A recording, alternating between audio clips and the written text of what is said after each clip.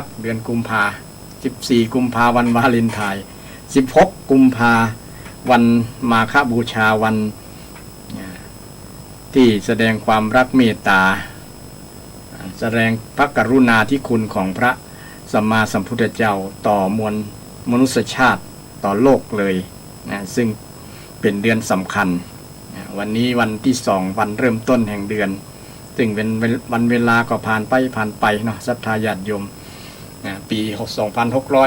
2565ก็ผ่านมาไป1เดือนแล้ววันนี้ก็เป็นเดือนที่2เดือนนี้ก็เป็นเดือนที่2ที่การเวลาคลึกคลานย่างกลายมาถึงเดือนที่2ของปีนี้ซึ่งก็เป็นเรื่องของวันเวลาแต่ศรัทธาญาติโยมก็ยังใจเวลาบริหารเวลาทำการทำงานและก็ดำรงตนดำรงชีพตามวิถีชาวพุทธกัน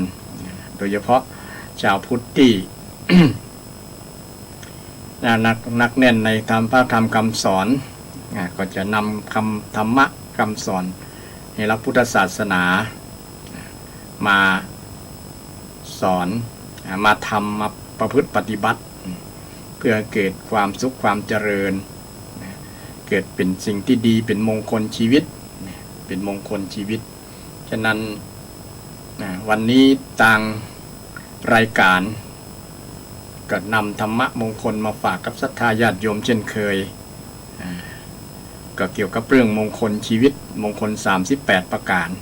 มงคล38ประการซึ่งเป็นข้อวัดปฏิบัติของชาวพุทธที่ได้นำ หลักคำสอนของพระพุทธเจ้ามาประพฤติปฏิบัติเพื่อเกิดประโยชน์ในวันนี้ก็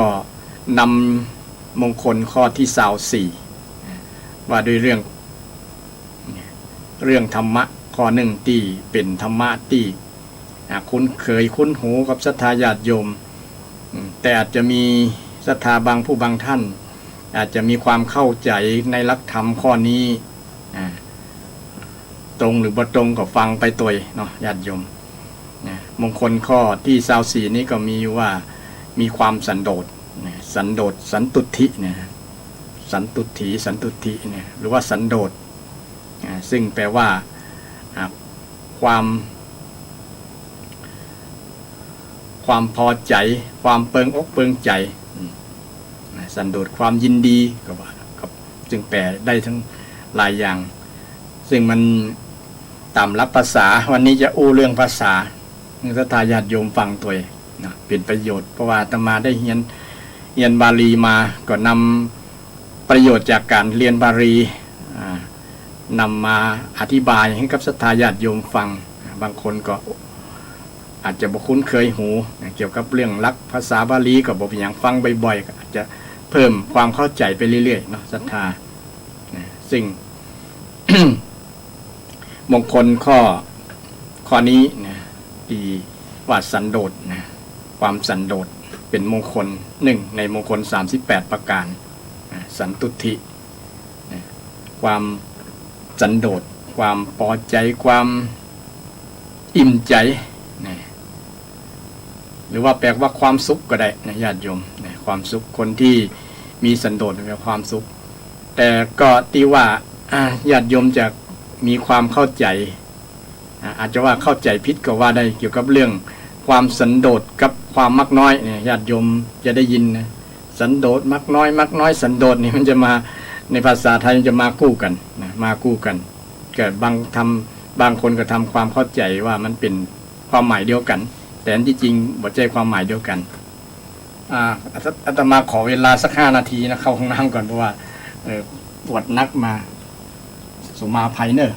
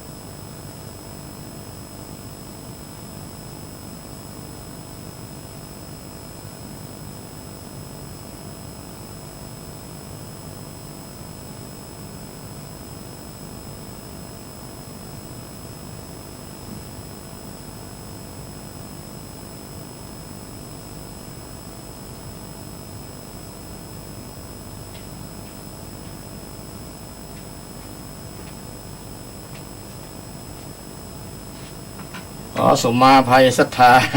ท่านผู้ฟังทั้งหลายนะปฏิกิไปเบาไปนักนะก็กิจก่อนหน้านี้ก็ไปสนองศรัทธาไปงานสืบชะตาก็ได้เจริญอาหารดื่มน้ำนัดไปก็เลยต้องเข้าห้องน้ำไปขอสุมาภัยศรัทธาญาติโยมนักๆหลายๆที่กำลังติดตามหรือฟังจะขาดตอนแต่บอกเป็นยังนะญาติโยมเวลาวันนี้มีนัดมีหลายเปิ้นเวลาก่อนก่อนบ่ายโมงก่อนบ่ายโมงเริ่มตั้งแต่เที่ยง30นะก็คือเวลานัด2 ชั่วโมงครึ่งที่จะได้ พบกับศรัทธาญาติโยมนักศีลนักบุญแฟนพันธุ์แท้ที่ญาติโยมตั้งจิตตั้งใจฟังนะก็เจริญพรญาติโยมฟังกันเต็มที่วันนี้ฟังเป็นกู้ตุเจ้าเนาะตุเจ้าอย่างคือตุเจ้าคนเดียวเนี่ยฟังไปฟังถ้า ตัดใดที่มันสงสัยมันหรือว่าจะเพิ่มเติมกว่าเรียนเชิญเจริญพรนะโทรมาร่วมรายการได้นะ053114332053114332โทรมาร่วมรายการได้ก็จะยินดีเจริญพรตอบคำถามทุกคำถามที่ญาติโยมถามมาตะกี้ได้ที่เกี่ยวกับเรื่องธรรมะมงคลเกี่ยวกับเรื่องสันโดษดีที่ว่าความมักน้อยกับสันโดษบางคนเข้าใจว่ามันเป็นอันเดียวกันเป็นอันเดียวกันจนมีบางสมัยนายกบางคนห้ามตัวเจ้าสอนเรื่องสันโดษก็มี ในยุคหนึ่งกลัวศรัทธาจะมักน้อยสันโดษบททำการทำงานเป็นคนขี้ค้านขี้เกียจไปประมาณนั้นอันนี้จริงความเข้าใจแบบนี้เป็นการเข้าใจผิดสันโดษบ่ใช่ทำให้คนขี้เกียจตรงกันข้ามทำให้คนมีความขยันหมั่นเพียร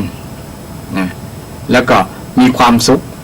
คนที่บ่มีสันโดษเนี่ยคนจะหาความสุขลำบากความสุขลำบากต้องมีสันโดษต้องมีความยินดีสันโดษแปลว่ายินดีมีสุขยินดีพอใจพอใจในสิ่งที่ตัวเก่ามีในสิ่งที่ตัวเก่าเป็นในสิ่งที่ตัวเก่าได้แล้วก็ยินดีกับในสถานะที่ตัวเก่าเป็นเหมาะเปิงแก่ตัวเองนี่ความหมายของสันโดษวันนี้เราจะได้อู้กันมาทำความเข้าใจกับสันโดษแต่ความมากน้อยนี่คือมันบ่มากๆนะมันตรงกันข้ามกับความมากๆนะเช่นเขาคือนักเอาน้อยเดียวนุ่นนะอันนี้ก็เป็นคุณธรรมสูงระดับพระริยเจ้านะระดับพระริยเจ้าที่ว่ามักน้อยเนี่ยสันโดษมันจะติดกันเนาะสันโดษกับมักน้อยมีความหมายต่างกันนะความหมายต่างกันสันโดษนี่มีความยินดีในสิ่งที่ตัวเก่ามีน้อยก็ยินดีน้อยได้นักก็ยินดีกับนักยินดีกับสิ่งที่มีนะแต่ไม่ได้ไปยินดีน้อยนะ แล้วก็ไม่ได้ยินดีนักก็ยินดีในสิ่งที่ตัวเก่ามีตัวเก่าเป็นนั่นแหละนะตัวเก่าเป็นแต่ถ้าบางคนตัวเก่ามีนักแล้วอยากจะมีน้อยเนี่ยอาจจะเป็นความทุกข์ต่างหากนะ อยากจะมีน้อยอยากมันมีความอยากเกิดขึ้นความอยากเกิดขึ้นฉะนั้นจึงอธิบายความว่าความมักน้อยกับความสันโดษเนี่ยคนละความหมายคนละความหมายต้องเข้าใจในเบื้องต้นนี้ก่อนคนละความหมายแต่มันอาจจะเป็นพวกเดียวกันประมาณนั้นเพราะว่าคนที่มีความมักน้อยก็มีสันโดษนิดๆนั่นแหละนะสันโดษบางคนว่าสันโดษเนี่ยไปอยู่ป่าอยู่ดอยเหมือนทุกเจ้าอย่างมันกับปัจจัยเพราะว่ามันเป็นคุณธรรมของศรัทธาตัวศรัทธาอยู่ในเมืองก็สันโดษได้เป็นคนมหาเศรษฐีก็สันโดษได้นะเป็นคนจนก็สันโดษได้นะเนี่ยแต่อันความมักน้อยเนี่ยมันเป็นคุณลักษณะพิเศษของคนบางคนเอาแต่นะบ่อยากเอานักพ พอประมาณนี้นี่ลักษณะความหมายของคำว่ามักน้อยกับสันโดษนะมักน้อยมาจากอัปปกะอัปปกันอัปปโกนี่นะแต่สันโดษมาจากสันตุนะสันตุถีนะสันตุสะมาจากคำว่าสังนะสังนะสังแปลว่าพร้อมกับดีนะสังแปลว่าพร้อมกับดีสังนะเป็นบทหน้านะบทหน้าเป็นลักษณ์ของเป็นลักษณ์ของภาษาไวยากรณ์ลักษณ์ของภาษาลักษณ์ภาษามาจากตุสะต่อเต่าสระอุสอเสือนะตุสะธาตุธาตุนี้แปลว่ายินดีนะศรัทธาของทำความเข้าใจรักภาษาไปตัวเนาะศึกษาภาษาไปตัวนะเป็นได้ถึงเป็นสันโดษนะแปลงสระอุแปลงข้างหน้าก่อนนะแปลงคือมันแปลงร่างได้หรอภาษาเนี่ยนะสังตัวมันตัวกลมๆเนี่ยพวกน้องนี่ก็ฮิตเนี่ยญาติโยมตะบดินเรียนบาลีก็คงจะงงว่าอย่างนี้ก็ฮิตตัวมันเนี่ยถ้าโยมได้อ่านภาษาบาลีมันตัวกลมๆอยู่บนพยัญชนะเนี่ยเป็นห้องวันนี้ก็ฮิตมันตัวกลมๆมันเนี่ยแปลงตัวเนี้ยนะเป็นงองูนี่เป็นงองูกับไม่หันอากาศเป็นสังเป็นนอนหนูเนี่ยแปลงเป็นนอนหนูก็ได้เป็นงองูก็ได้มันแล้วแต่จะเกี่ยวกับทรัพย์ไหนเนาะ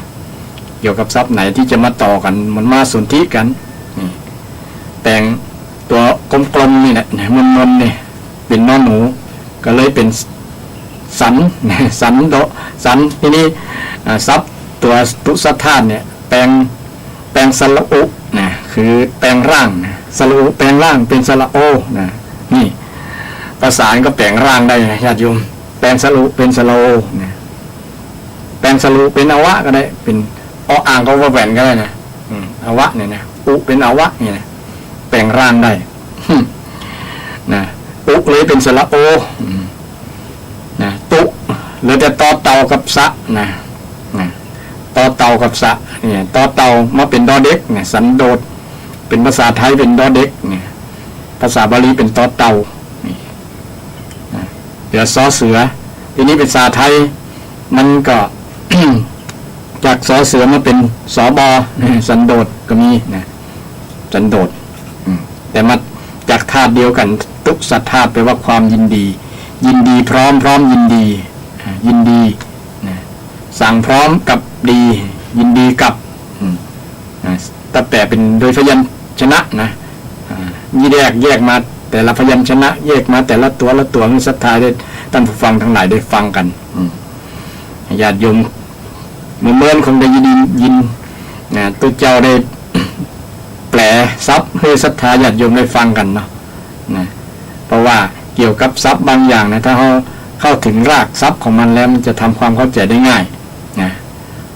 บางครั้งคำแปลกับความหมายบางครั้งมันก็อาจจะห่างกันพ้องแต่เพื่อเอาความหมายมันเข้าใจง่ายก็เลยแปลกับความหมายนี่อาจจะบ่ตรงกันแต่ใดนะแต่อย่างสันโดษเนี่ยนะความหมายก็ยินดีมันก็ตรงกันกับคำแปลนะคำแปลว่ายินดีความหมายก็คือยินดีกับยินดีพร้อมสั่งพร้อมกับดี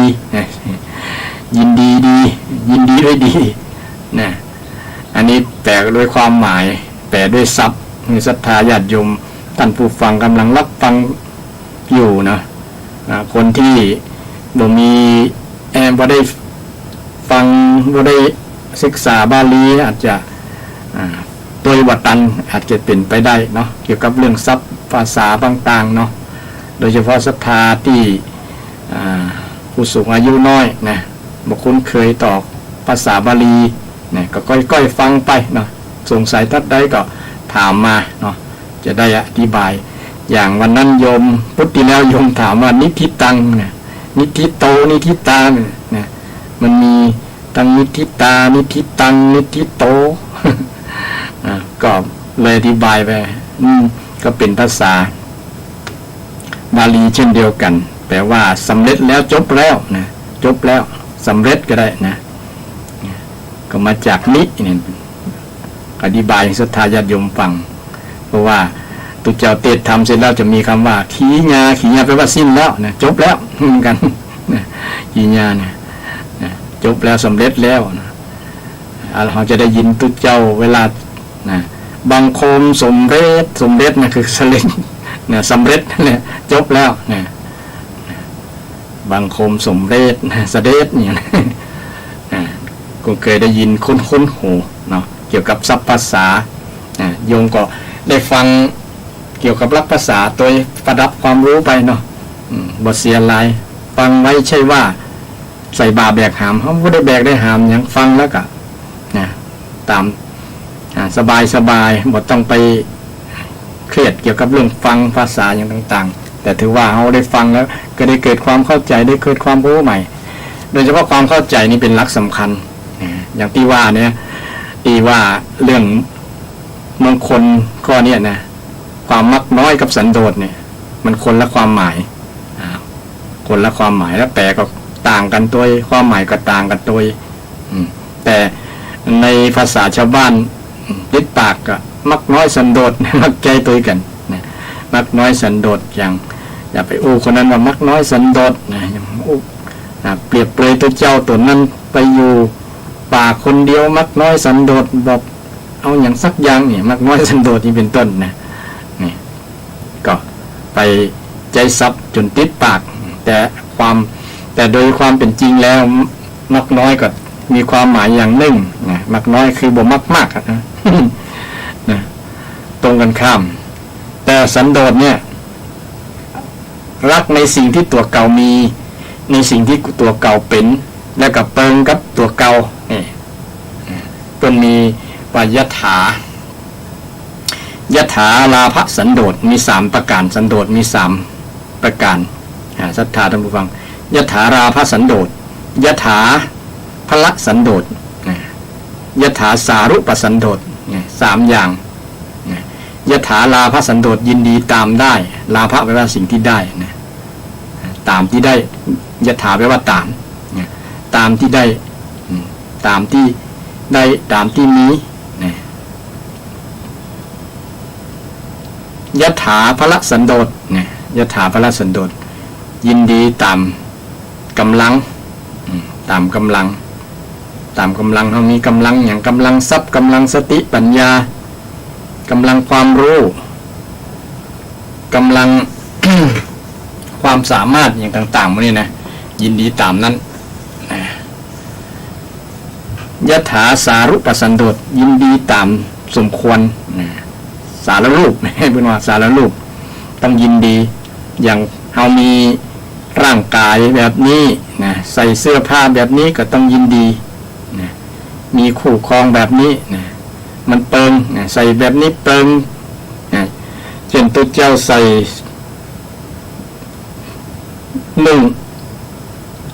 จีวรห่มจีวรเนี่ยก็ต้องยินดีกับจีวรบ่ใช่ไปยินดีกับเสื้อผ้าของศรัทธาญาติโยม ถ้าไปยินดีกับเสื้อผ้าญาติโยมมันก็บ่เปิงเนี่ยมันบ่เป็นยถาสารุปสันโดษเช่นตัวเจ้าไปใส่เกิบรองเท้าอย่างที่เป็นรองเท้าบูทรองเท้าที่เป็นของชาวบ้านนะยิ่งเป็นรองเท้านักกีฬาอย่างเป็นต้นนะไปใส่แล้วก็เตียวไปนึกศรัทธาได้หัน นะก็เปิงอกเปิงใจว่าได้ใส่รองเท้าแบบนั้นนะมันก็บ่เปิงเนาะอันนี้ตัวเจ้าไปยินดีกับสิ่งที่เป็นของฆราวาสเนี่ยก็เพราะว่าตัวเจ้าบ่มีสันโดษนี่อันนี้ยกเปรียบเปรยให้ศรัทธาญาติโยมได้หันเป็นรูปธรรมได้เข้าใจว่าความหมายของสันโดษแบบนั้นตัวเจ้าต้องมีความยินดีในบริขาร8มีทรัพย์8ประการทรัพย์ของตัวเจ้าเนี่ยนอกนั้นก็เป็นเรื่องของศรัทธาชาวบ้าน แต่ศรัทธาชาวบ้านมายินดีเป็นฆราวาสมายินดีเป็นตัวเจ้านี่ต้องบวชก่อนยินดีกันดีละเป็นนิมิตเม็ดหมายที่ดี เช่นหันตัวเจ้าอยากใส่จีวรเนี่ยอยากจะเอาจีวรมาใส่แต่ยังบ่ได้โกนผมบ่ได้ปรงหนวดบ่ได้เป่งคำบวชเตื้อเนี่ยมันก็บ่เปิงกับศรัทธาบ่ นะดีบดีผิดกฎหมายนะแต่งตัวเรียนแบบตัวเจ้า แต่งตัวเรียนแบบตัวเจ้านะเรามีกฎหมายอยู่เรียนแบบนักบวชเรียนแบบแม้แต่เรียนแบบของคารวะด้วยกันยังผิดเลยนะเช่นเครื่องแบบของทหารตำรวจเนี่ยไผไปมั่วใส่ไปใส่มั่วบ่ได้นะบ่ไปยินดีกับนั้นบ่ได้ต้องรู้จักนะต้องรู้จักสารรูปตัวเก่านะฐานะตัวเก่านั่นเองนี่ถ้าไปยินดีอย่างอื่นก็จะบ่ชื่อว่าเป็นคนมีสันโดษนะคนมีสันโดษศรัทธาท่านทั้งหลายทีนี้เอามาโยงถึงว่าสันโดษเนี่ย เริ่มตั้งแต่สันโดษประการแรกยถาลาภสันโดษยินมีตามได้ตามมีตามได้เขาได้อย่างเขามีอย่างเขามีอย่างถึงวันเนี่ยเริ่มตั้งแต่เกิดเขามีอย่างมีร่างกายมีชีวิตเนี่ยอวัยวะ32ประการพ่อแม่ให้มาถึงอาจจะผิวค้ำดำหรือว่าเตี้ยพ่องอย่างพ่องก็เป็นรูปธรรมนามธรรมที่เขาได้มาเนี่ยถ้าบอกเปิงใจไปตำหนิพ่อตำหนิแม่ว่าโอ้สร้างเขามาอย่างบ่หล่อบ่งาม จะเป็นทุกข์กับมันเป็นทุกข์กับร่างกายต้องไปสัญญกรรมตกแต่งไปเสริมดั้งเสริมจมูกไปทำแปลงคือมันเปิงใจตัวเก่าที่ยินดีอยากจะเป็นนั่นนะมันก็เลยเป็นทุกข์นี่เริ่มหันแล้วศาสนาว่าคนที่บ่มีสันโดษเนี่ยเริ่มจะเป็นทุกข์ตั้งแต่บ่พอใจในสิ่งที่ตัวเก่ามีนะตัวเก่ามีเริ่มตั้งแต่รูปร่างตัวเฮานั่นนะต้องพอใจว่าเขาเกิดมาแล้วนะเขาบ่เป็นคนพิการบ่ตาบอดบ่หูหนวกบ่แขนขาดแขนกุดนะบ่คนง่อยเปี้ยบอกว่าเป็นคนพิการบอกเป็นทุพพลภาพเลยนะก็โปรดมีความสันโดษเป็นคนที่ควรที่ภูมิใจว่าเอาเกิดมาโชคดีละที่มีอวัยวะ32ประการครบถ้วนเนี่ยมีหูมีตามีรูปร่างเป็นมนุษย์ถึงแม้ว่าอาจจะอย่างอื่นมันอาจจะแตกต่างกับพ่องนะอาจจะผมงิกพ่องนะนะตัวอาจจะเตี้ยพ่องกับบ่เป็นหยังถือว่าเราเกิดมาเป็นมนุษย์เนี่ยมีอย่างน้อยเราก็มีสติปัญญามีสติปัญญาสามารถที่จะบรรลุธรรมฟังคำสอนของพระพุทธเจ้าได้สามารถที่จะพัฒนาตนได้ก็ควรที่จะมีสันโดษนี่มีความยินดีกับสิ่งที่เรามีเนี่ยสิ่งที่เราเป็นเนี่ยเราเป็นเจ้าอี้เรามีเจ้าอี้นะแล้วเมื่อเติบโตไปแล้ว เมื่อยินดีกับตัวเก่าเราแล้วก็ยินดีกับพ่อแม่เราก็จะได้มีคุณธรรมขอบคุณพ่อแม่พ่อแม่ได้ คือโอกาสเขาเกิดมาเนี่ยเราก็ควรภาคภูมิใจในตัวของความเป็นพ่อเป็นแม่ท่านมีพระคุณกับเฮาเนี่ยก็เล็กนึกถึงคุณแบบเนี้ยเฮาก็จะยินดีกับพ่อกับแม่นะบางคนดูถูกดูแคลนพ่อแม่เนาะเกิดมาจนทั้งนั้นจะอิติพ่อที่แม่ก็มีเนี่ยบ่มีสันโดษกับพ่อกับแม่เนี่ยญาติโยมก็บ่มีความสุขนะโดยที่บ่หันคุณบุญคุณของพ่อของแม่ที่คือกำเนิดที่เขาเกิดมาเนี่ยทำให้ขาดสันโดษตัวนี้นะบ่ยินดีนะควรที่จะยินดีนะควรที่จะยินดีกับพ่อกับแม่ที่ให้โอกาสเขาเกิดนะถ้าบอกพ่อแม่บ่ให้โอกาสเขาเกิดนะปิดประตูเช่นเพิ่นคุมกินยาคุมกาหรือถึงบางครั้งก็ทำแท้งก็มีระวังได้ยินข่าวทราบข่าวว่าตัวเก่าตั้งท้องเนี่ยบอกใครมีลูกมีอย่างเนี่ยแสดงว่าบอกเปิดโอกาสให้คนได้เกิดในท้องของแม่ละเราก็ควรนึกถึงในส่วนนี้เนี่ยบอกควรไปดูถูกดูแคลนบางคนอายหรออายว่าพ่อแม่จนบ่มีทรัพย์สินเงินทองอันนั้นอันนี้เนี่ยควรจะภาคภูมิใจตีแม่ที่เขาเกิดนี่ก็มีค่ามหาศาลแล้วนะเขาได้เกิดเป็นมนุษย์เนี่ยญาติโยมนะเขาได้เกิดเป็นมนุษย์ได้เกิดมาพบพุทธศาสนาเกิดมาในเมืองไทยเกิดในประเทศไทย โดยเฉพาะภาคเหนือชาวล้านนาเชียงใหม่เนี่ยสุดยอดญาติโยมเป็นเมืองที่มีอารยธรรมมันสูงส่งนี่ใครได้เกิดในเมืองไทยได้เกิดเป็นลูกของพ่อของแม่เนี่ยก็ควรภาคภูมิใจมีสันโดษมีสันโดษถ้าเรามีสันโดษในสิ่งที่เรามีในสิ่งที่เราได้อันนี้เราได้เกิดเป็นมนุษย์ได้ความเป็นมนุษย์เนี่ยก็แสนยากนะญาติโยมมนุษย์โสปฏิลาโภการที่จะได้ความเป็นมนุษย์เนี่ยยากลำบากกิจโฉมนุษย์สัพปฏิลาโภการจะปฏิสนธิความเป็นมนุษย์ได้เป็นมนุษย์เนี่ยเนาะเป็นความลำบากความลำบากความยากฉะนั้นเขาได้เกิดเป็นมนุษย์แล้วก็ควรมีความภาคภูมิใจความภาคภูมิใจความยินดีนี่แหละในสันโดษเนี่ยนะญาติโยมสันโดษมันจะมีความสุขนะถ้าเอาไปคิดตำหนิติเตียงพ่อแม่นะแม้แต่ดูถูกตัวเก่าอย่างมาขี้หายแต่ว่าบอลลูกบอลรอบองงามนี่มันก็จะเป็นทุกข์บางคนนะเขาพอคนอื่นๆหลายๆคนนะพอคนข้างๆกันเวลาเอาจะพอนะคนที่ขาดโอกาสที่บ่มีโอกาสเกิดเป็นมีอวัยวะครบเหมือนเฮานี่ก็มีหลายคนพิการนี่เนี่ยลองไปหาข้อมูลได้ญาติโยมเกิดมาแล้วบ่ครบนะบางคนนะแขนก็บ่มีขาก็บ่มีออกมาแล้วนะเขายังประสบผลสำเร็จในการใช้ชีวิตเนี่ยมีหลายๆคนด้วยกันในเมืองไทยก็มีในเมืองนอกก็มียิ่งเป็นการสร้างแรงบันดาลใจให้คนที่มีแขนขามีอวัยวะครบเลยญาติโยมนะเขาสร้างแรงบันดาลใจขนาดเขาบ่มีขากับบ่มีเกิงตัวนะที่เขาเคยหันคลิปของปัจจัยคนหนึ่งอยู่ประเทศนอกนะเพิ่นสร้างแรงบันดาลใจให้คนที่มีอวัยวะครบบริบูรณ์เนี่ยสร้างให้คนได้มีศรัทธามีสันโดษในตัวมีความยินดีกับตัวเขาที่เขาได้เกิดมาเนี่ยจงภูมิใจละนะเขาได้เกิดมาเป็นคนกับเขาเนี่ยนะจงสันโดษจงยินดีเหมือนเจไปดูถูกดูแคลนถึงแม้มันจะบ่รอบ่ยังอันการรอกันเนี่ยมันแล้วแต่มุมมองแล้วแต่ความคิดของไผ่บางคนนะ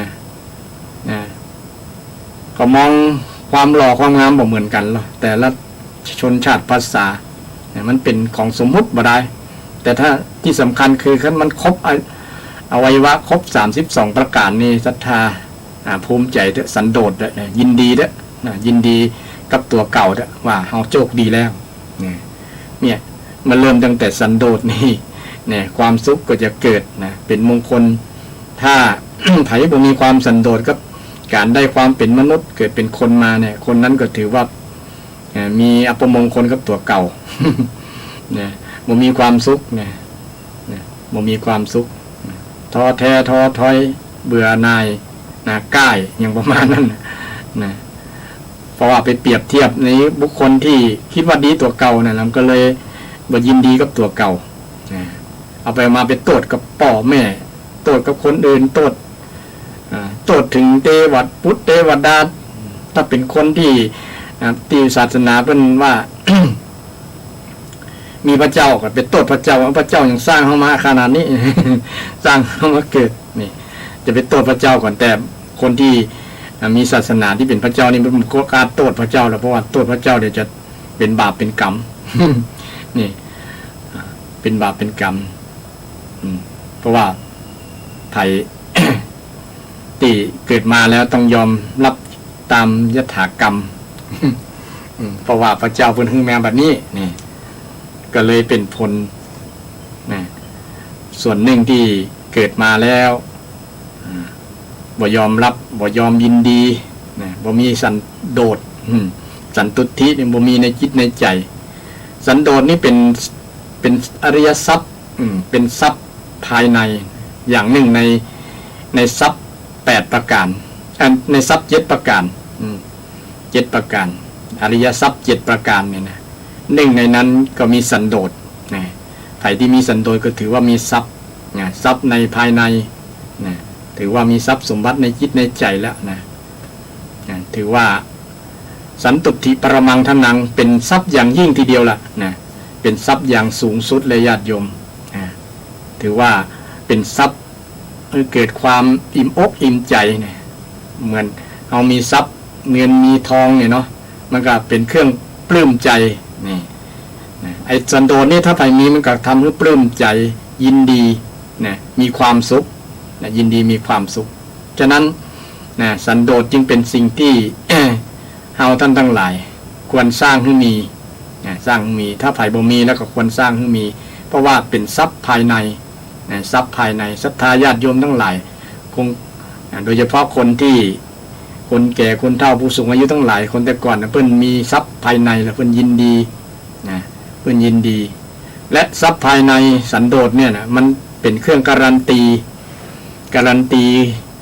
ของอย่างสถาบันครอบครัวนะสถาบันครอบครัวตัวเมื่อเขาเติบใหญ่มาแล้วมีการศึกษาก็เมื่อเติบใหญ่มาก็ต้องแต่งงานเนี่ยมีการแต่งงานแต่มีลูกมีสามีมีภรรยานะเนาะมีในข้อหนึ่งสันโดษข้อหนึ่งเป็นแบบศรัทธารสันโดษมีสันโดษในลูกเมียตัวเก่ายินดีในลูกเมียตัวเก่าคนแต่ก่อนมีนักหรอบ่มีกิ๊กบ่มีจู้บ่เล่นจู้บ่มากในเรื่องเพศเรื่องคู่ครองนะเลยเป็นการสร้างสถาบันครอบครัวมั่นคงเพราะว่าคนแต่ก่อนฮักเดียวใจเดียวบ่เปลี่ยนไปทั้งใดนะเพราะว่ามีความสันโดษนะเพิ่นมองทั้งในบ่ใช่มองตั้งนอกอย่างเดียวนะคนมาเดียวมองแต่สภาพภายนอกคือรูปร่างหน้าตางามเพราะรูปร่างหน้าตานี่มันบ่เที่ยงแท้แน่นอนเนาะญาติโยมอยู่กันแรกๆปะกันแรกๆก็มีความเน้นเรื่องหน้าตาแต่พอหน้าตามันเปลี่ยนไปด้วยวัยด้วยการเวลามันก็เปลี่ยนตามการเวลานะจากเคยดูสวยงามมันก็หน้าตาก็เริ่มเปลี่ยนนะมาเป็นคนแก่คนชราไปนะความงามที่เคยมีสมัยยังหนุ่มยังสาวอยู่มันก็หมดไปนะถ้าเราบ่มีสันโดษนะมีความยินดีบ่มีทรัพย์ตัวเนี้ยมันก็จะเป็นสิ่งที่ทำให้สถาบันครอบครัวคลอนแคลนได้นะสามีก็จะไปแสวงหาความสุขดังด้านนี้จากคนอื่นนะจากคนอื่นบ่ยินดีกับเมียละบ่ยินดีกับเมียคนที่เคยตกลงกันเคยสัญญากันเคยอู้กันเคยฮักกันแต่ก่อนละนะเลยทำให้สถาบันเกิดการคลอนแคลนหย่าร้างแตกแยกกันไปในที่สุดเพราะบ่มีศรัทธารสันโดษโดยเฉพาะปัจจัยของเฮาเนาะเป็นภรรยาเปิ้นก็ฮักเดียวใจเดียวอยู่แล้วส่วนนักเนี่ยไม่ยิงเปิ้นจะฮักเดียวใจเดียวเปิ้นจะบ่มีอย่างอื่นเพราะว่าได้ตกลงปลงใจกับบุรุษคนใดชายคนใดที่จะเป็นคู่ครองเป็นพ่อของลูกแล้วเนี่ยคนนั้นจะมีความมั่นคงกว่าปัจจัยแต่เดี๋ยวนี้เริ่มความรู้สึกแบบนี้จะเริ่มคลอนแคลนจะเริ่มมีหลากหลายนะโดยเฉพาะเยาวชนรุ่นใหม่เนี่ยนะบอกแคร์ต่อปัจจัย เปลี่ยนไปเรื่อยๆนี่บอกมีความยินดีในกันนะเพียงเป็นทางผ่านเพียงสะสมแต้มก็มีบางคนนะละอ่อนบางคนพอแสดงกิริยาแบบนั้นแล้วก็เกิดความสลดหดหูใจว่าโอ้นะคนละอ่อนส่วนหนึ่งนะไม่ใช่ทั้งหมดในศรัทธาเริ่มได้หันว่าบ่มีสันโดษบ่มีความยินดีกันบ่มีความฮักกันบ่มีความชอบกันเหมือนแต่ก่อนนะเหมือนแต่ก่อนทำให้เป็นปัญหาสังคมนี่มาจากความบ่มีสันโดษนะญาติโยมต้องสันโดษต้องยินดีในสามีภรรยาก็ยินดีกับสามีสามีก็ยินดีกับภรรยายินดีกับลูกยินดีกับคนในครอบครัวนั่นแหละว่าสิ่งที่เฮามีสิ่งที่เฮา มีอยู่เนี่ยมีครอบมีครัวมีสามีภรรยามีลูกมีพ่อมีแม่เนี่ยก็ต้องใจสันโดษสันโดษโมดนะยินดีด้วยกันอย่าเอาใจคุ้นหูกับกรรมโอที่ว่ายินดีนะยินดีเนี่ยก็คือสันโดษนั่นแหละนะสันโดษในใจยินดีเนอะหันเปิ้นได้ดีกับยินดีเนอะมีความสันโดษนั่นแหละนะสันโดษในจิตในใจเมื่อยินดีแล้วนะก็จะมีความสุขก็จะไปขนขวายแสวงหาสิ่งที่มาแทนมาเพิ่มมาเติมโดยเฉพาะบุคคลที่เป็นที่ฮักเนี่ยเนาะบุคคลที่เป็นที่ฮักถ้ามีความสันโดษกันแล้วสันโดษกันมีความยินดีกันสามียินดีกับภรรยายินดีกับสามียินดีอันนี้เป็นภาษาไทยถ้าภาษาบาลีไปเนาะสันโดษนี่ยินดีกับสันโดษกับยินดีนั่นแหละยินดีด้วยยินดีพร้อมยินดีกับยินดีกับเป็นเรื่องของสันโดษทั้งนั้นที่เขาใจชีวิตอยู่ทั้งวันนี่เขาก็มีสันโดษกันนะญาติศรัทธาญาติโยมนะแม้แต่ตุเจ้าเพิ่งกับสันโดษมีความสันโดษกับทุกรูปนะยินดีกับวัดที่อย่างเช่นเจ้าวาดตุหลวงเนี่ยเนาะเพิ่งกับยินดีกับศรัทธาญาติโยมที่อุปถัมภ์ประทับกอยบำรุงดูแลเรื่องการคบฉันเรื่องการเป็นอยู่ดูแลเรื่องสถานที่อยู่ที่พักแปลงกุฏิแปลงวิหารแปลงเจดีย์เอาอกเอาใจศรัทธาตุเจ้าก็ยินดีกับศรัทธาก็ยินดีกับตุเจ้ามันก็อยู่กันม่วนถ้าตุเจ้าบ่ยินดีโอ้หันศรัทธาคนนั้นคนนี้เป็นญาติพี่ก็บ่ยินดีเนี่ยมันก็จะอยู่บ่ม่วนละอยู่บ่ม่วนเพราะว่าบ่มีสันโดษ บ่มีความยินดีนะ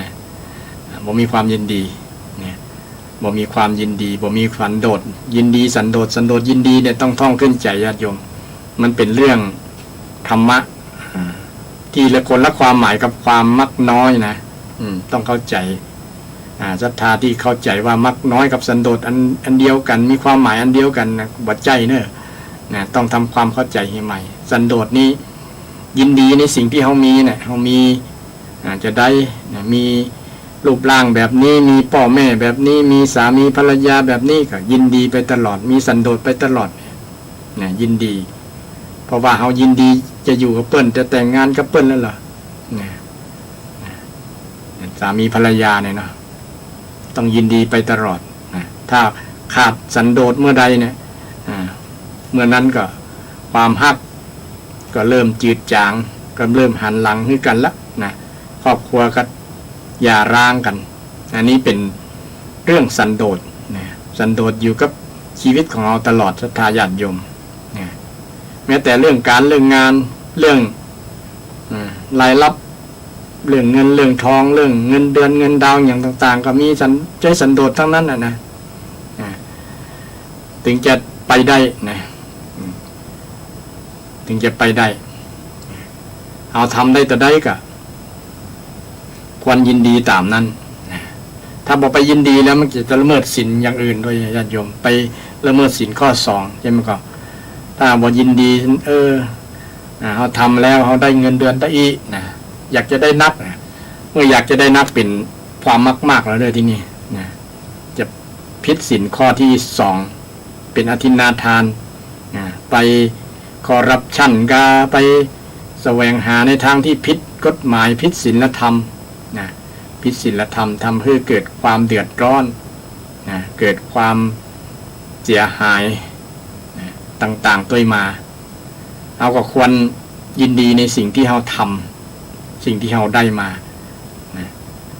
แล้วก็อยู่ที่การบริหารบริหารเงินบริหารปัจจัยในสิ่งที่เราได้มาเนี่ยคือมันรายรับกับรายจ่ายเนี่ยนะเราก็ควรรู้ตรงนี้นะเพราะยินดีนี่มันยินดีตามกำลังตัวเราตามสารรูปตามสมควรนะเรามีกำลัง สติปัญญามีความรู้ระดับนี้เราก็ต้องได้เงินเดือนขนาดนี้เราก็ต้องพัฒนาถ้าอยากจะได้ต้องพัฒนาให้ความรู้ความสามารถเราดีขึ้นเจริญขึ้นเงินเดือนที่เราทำการงานที่เราทำก็จะพัฒนาขึ้นจะเจริญขึ้นตัวนี่มันก็เป็นสิ่งที่จะทำให้เป็นผลดีกับชีวิตของเราเมื่อเราอยากเราต้องทำที่ตัวเราอยากได้ต้องทำบ่ใช่ไปลักไปขโมยไปทำทุจริตคอร์รัปชันต่างๆมันเป็นหนทางที่บ่ถูกต้องมันเป็นอวมงคลไม่ใช่เป็นมงคลเป็นมงถ้ามีความยินดีส่วนโดดแล้วมันจะทำให้เราย้อนมาคือจะมีความสุขเราจะมีความสุขบ่มีปัญหาถึงวันนี้คนที่บ่ยินดีมันมีปัญหากันมีปัญหากันโดยเฉพาะเรื่องครอบครัวเนี่ยเนาะไปเช่นสามีไปยินดีกับภรรยาคนอื่นก็เป็นเรื่องแล้วแต่เนี่ยนะเป็นเรื่องทะเลาะวิวาทกันอาจจะถึงกับการทำลายกันแย่งชิงกันชิงรักหักพิศวาสอย่างประมาณนั้นนะทำให้เป็นเรื่องเป็นราวเป็นคดีเอาไปมาถึงแก่เสียชีวิตก็มีเพราะว่าไปล่วงเกินถ้ามีสันโดษคลุมอยู่เนี่ยยินดีในคู่ครองของตัวเนี่ยของตัวเก่าบอกไปยินดีกับคู่ครองของคนอื่นเนี่ยมันก็เป็นเรื่องที่จะทำให้เกิดความดีงามทำให้บ้านเมืองสงบครอบครัวเกิดอบอุ่นสันติมีความสุขถ้าครอบครัวไหนบ่มีสันโดษโดยเฉพาะปัจจัยเนี่ยนะมีไปมีน้อยไปมีหลายจริงๆมันบุคคลที่ใช้ว่าน้อยไปมีนักคือตั้งแต่2 คนถือว่านักที่ว่าน้อยก็คือมันคนแรกก็เป็นหลวงแล้วเนาะใหญ่แล้วเนาะไปมีเห็มคนก็เป็นน้อยเนาะอนุภริยาเนี่ยนะอนุภริยาไปเป็น ไปมีกิ๊กมีกั๊กพอใจพอบานไปมีแบบนี้ก็ทำให้ครอบครัวแตกแยกบาดหมางแต่ ถ้าแม่บ้านคนไหนใจใหญ่ก็ยังแฟนน้อยนะก็จ้างก็เตอะเขายังดูแลลูกดูแลครอบครัวดีอยู่นะไปมีอื่นกับบ่เป็นยังถ้าทำใจแบบนี้ได้ก็ถือว่าเป็นแม่พระแล้วนะก็โชคดีไปก็มีน้อยนะที่ทำใจกันยากนะเพราะมันเป็นธรรมชาติของไม่ยิงอยากจะเป็น1เนาะใครบ่อยากเป็น2รองไผ่แล้วรองใครไม่อยากเป็น2รองใครนะโดยเฉพาะเรื่องผลประโยชน์เรื่องสิ่งที่ควรพึงได้อย่างต่างๆนะเนาะมันก็ย่อมมีเรื่องผลประโยชน์คัดกันนะถ้ามี2แล้วนะมี2แล้วมันต้องมีนะมันบ่มีเป็นไปยากเป็นไปยากนอกจากคนนั้นจะบรรลุธรรมถึงขั้นโสดาบันได้นะอย่างมีนางหลายๆนางในนางอุตราเนี่ยเนาะจ้างนางสิริมาเป็นผู้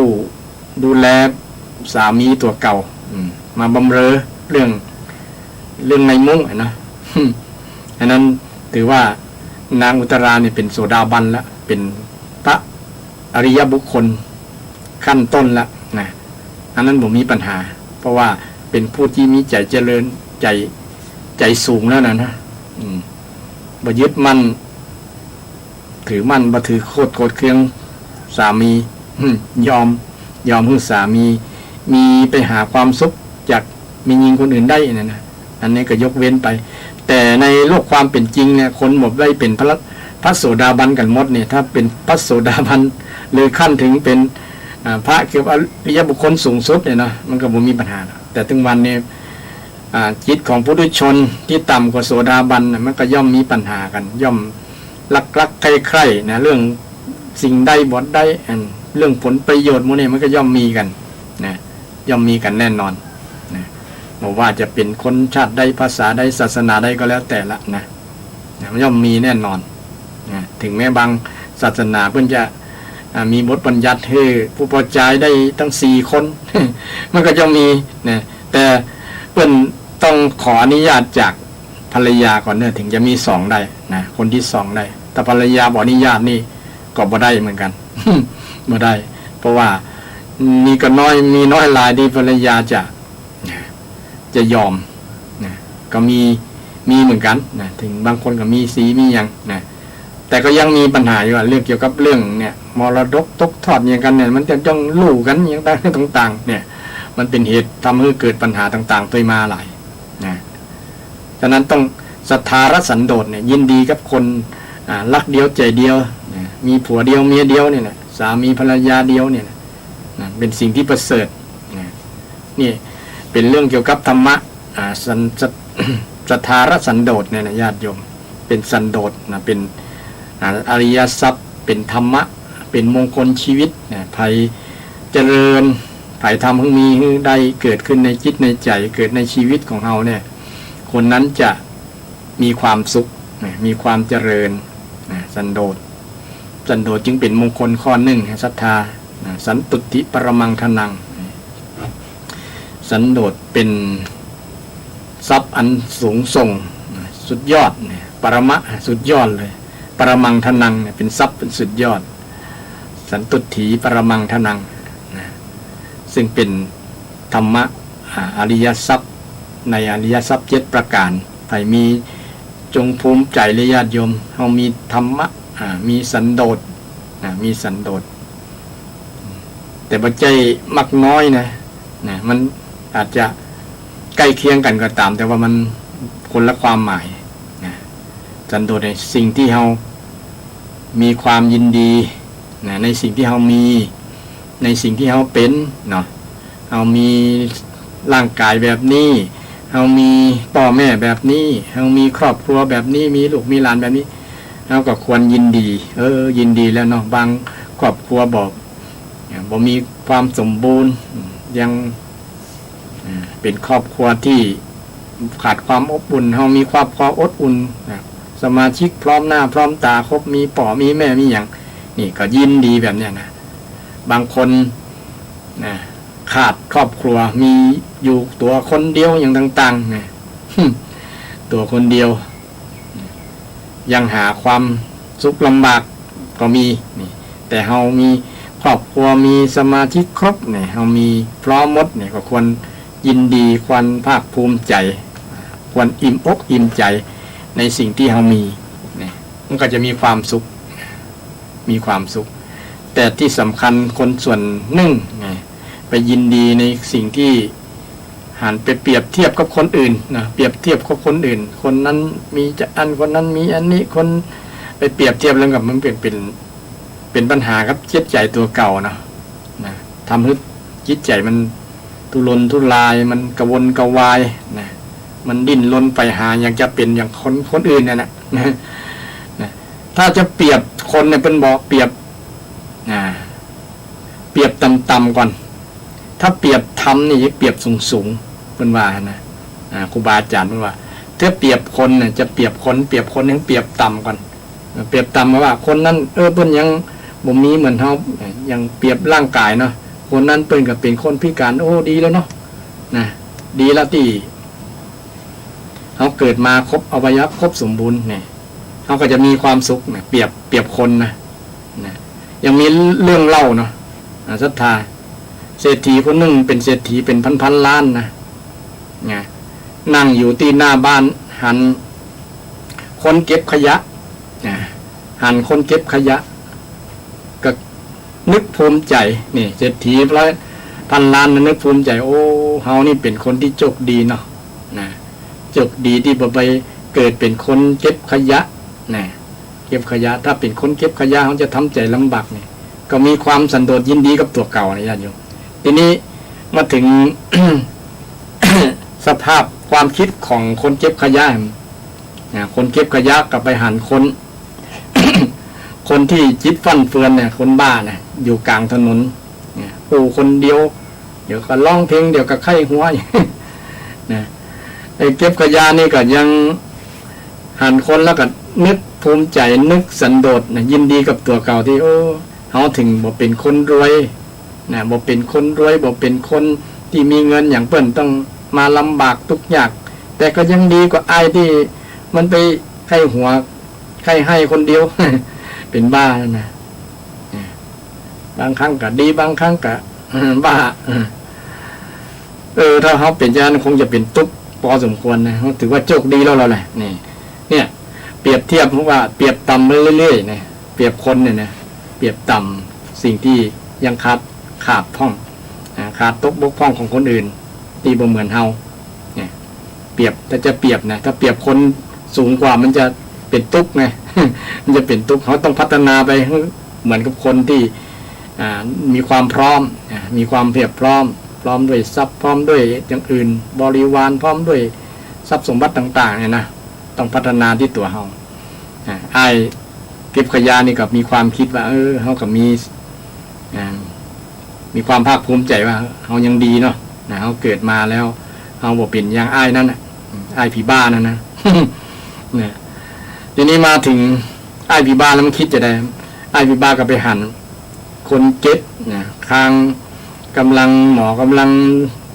ยูรถเข้าโรงยาห้องฉุกเฉินเพราะว่าเป็นคนไข้บ่สบายค้างอกค้างโอยเนี่ยมันก็ยังคิดได้ว่าถึงเขาจะเป็นบ้านะเขาว่าเขาบ้าเนี่ยเขาก็ยังดีกว่าอ้ายที่เขายูรถเข้าโรงยาตะกี้เนี่ยบุคคลจะรอดบ่รอด นี่ก็มีความภูมิใจอยู่ขนาดเป็นตัวเก่าเป็นบ้านะยังภูมิใจมีสันโดษนะมีความยินดีในตัวเก่าอยู่ศรัทธาท่านผู้ฟังนะยังดียังดีทีนี้ไอ้ที่เขายูไปเนี่ยนะหมอยูรถเข็นรถไอ้ที่ใส่คนบ่สบายไปนะเหลือบไปพอไปหันคนนั้นคนตายนะไปหันคนตายโอ้ดีนะเขาก็ยัง ยังมีโอกาสอยู่นะยังมีโอกาสรอดเลยถ้าเขาเป็นอ้ายนั่นนะเขาก็จะจบละชีวิตของเขาเนี่ยศรัทธาท่านผู้ฟังทั้งหลายแล้วแต่มุมมองนะถ้ามองเป็นคิดเป็นมันก็จะมีสร้างความสุขให้กับตัวเก่าสร้างสันโดษเนี่ยสันโดษคือความยินดีเนี่ยนะยินดีในโชคชะตายินดีในสิ่งที่เขาเป็นเขามีเนี่ยนะเขาเป็นอยู่ถึงแม้เขาจะอยู่ในสถานการณ์ใดก็ตามต้องพอให้คนที่เลวกว่าเขานะคนที่เลวกว่าเขานะมันถึงจะได้มีกำลังจิตกำลังใจอย่างแม้อาตมาญาติโยมเคยเจออุบัติเหตุจนทำให้ตาบอดนะก็นึกถึงไปคน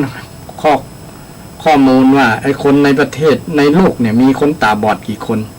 เป็นนั้นว่าเป็น10 ล้านคนนะศรัทธาแสดงว่าเขาก็มีเปื้อนอยู่โลกนะบางคนบอดตั้งไอ้2 ตาก็มีหลายเป็นล้านอยู่นะเขาก็ยังใช้ชีวิตใดเนี่ยเขาก็ยังสร้างสันโดษให้เกิดขึ้นในจิตในใจเขาก็บอกจิตใจเขาก็จะฟูขึ้นดีขึ้นกระบวนในอกมองใจว่าเขายังมีโจกลายโจกบดดีนะบางคนเนี่ยจะโทษนะอันนั้นโทษอันนี้เนาะ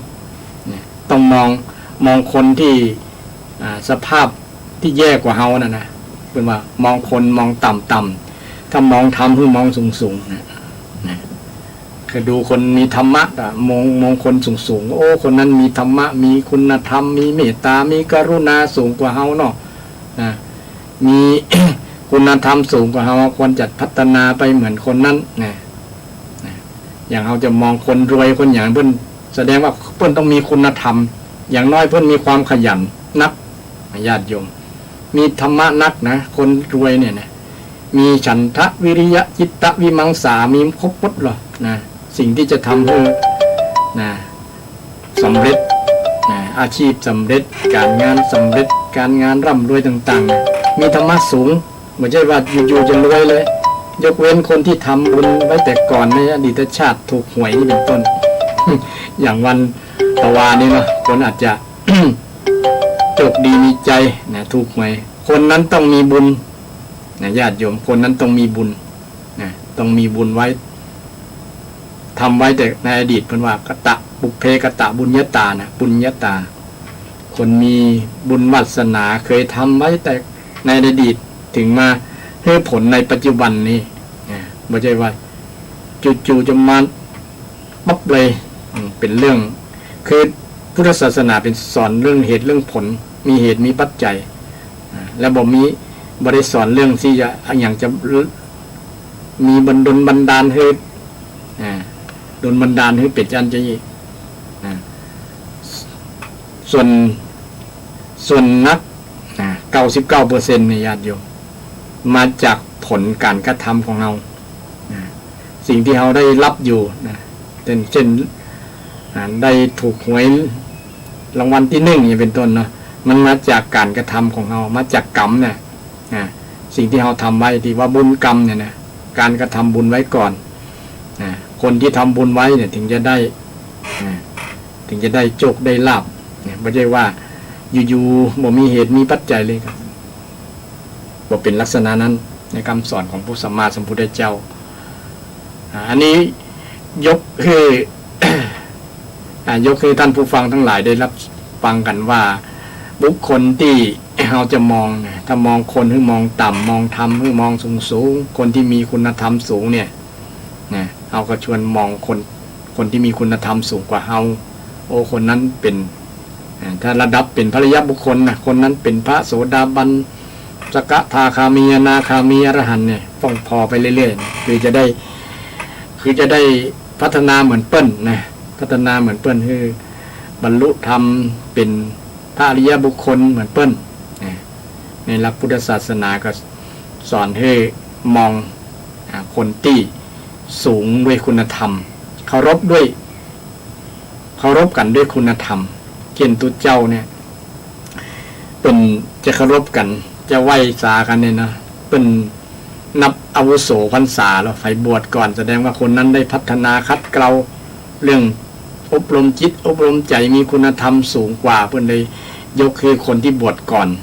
ถึงแม้ว่าคนบวชก่อนนั้นจะมีอายุน้อยกว่าคนบวชที่หลังอายุนักกว่าแต่ว่าบวชที่หลัง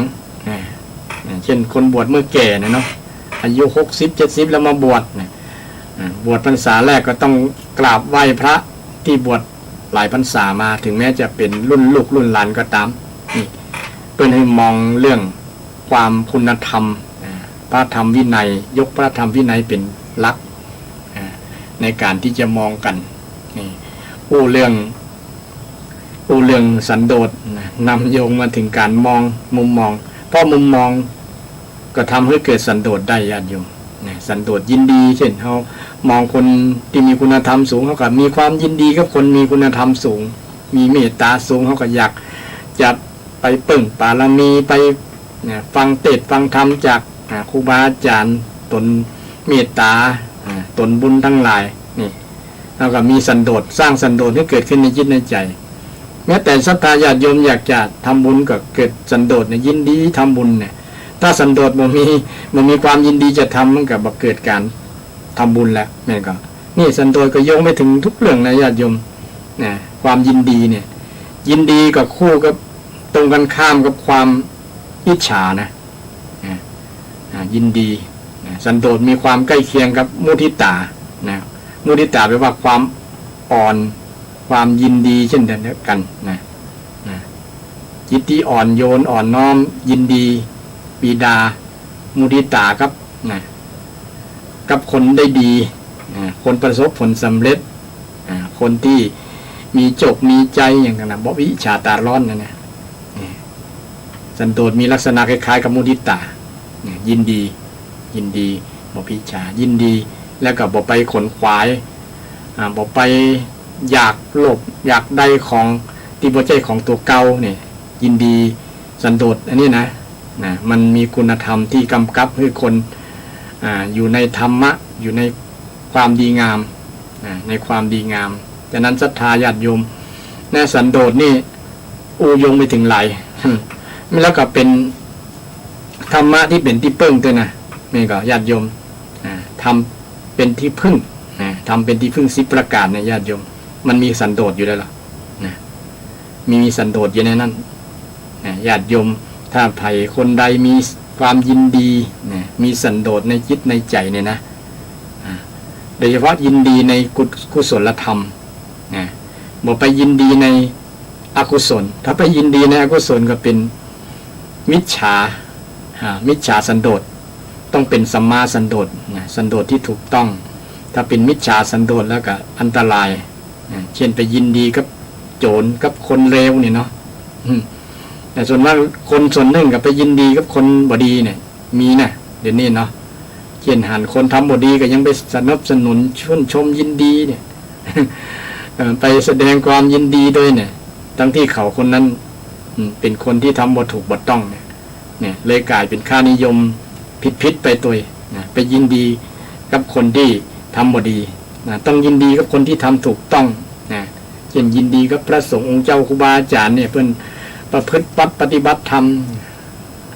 ทำกายวาจาใจให้บริสุทธิ์สะอาดสงบสว่างเนี่ยเราต้องยินดีกับคนดียินดีกับนักปราชญ์บัณฑิตไปคบบัณฑิตนี่อย่างมงคลข้อเดินต้นเนาะไปยินดีโอ้เพิ่นมีความรู้ความสามารถและมีการประพฤติปฏิบัติดีงามเป็นสุปฏิปันโนเนาะอย่างพระสงฆ์องค์เจ้า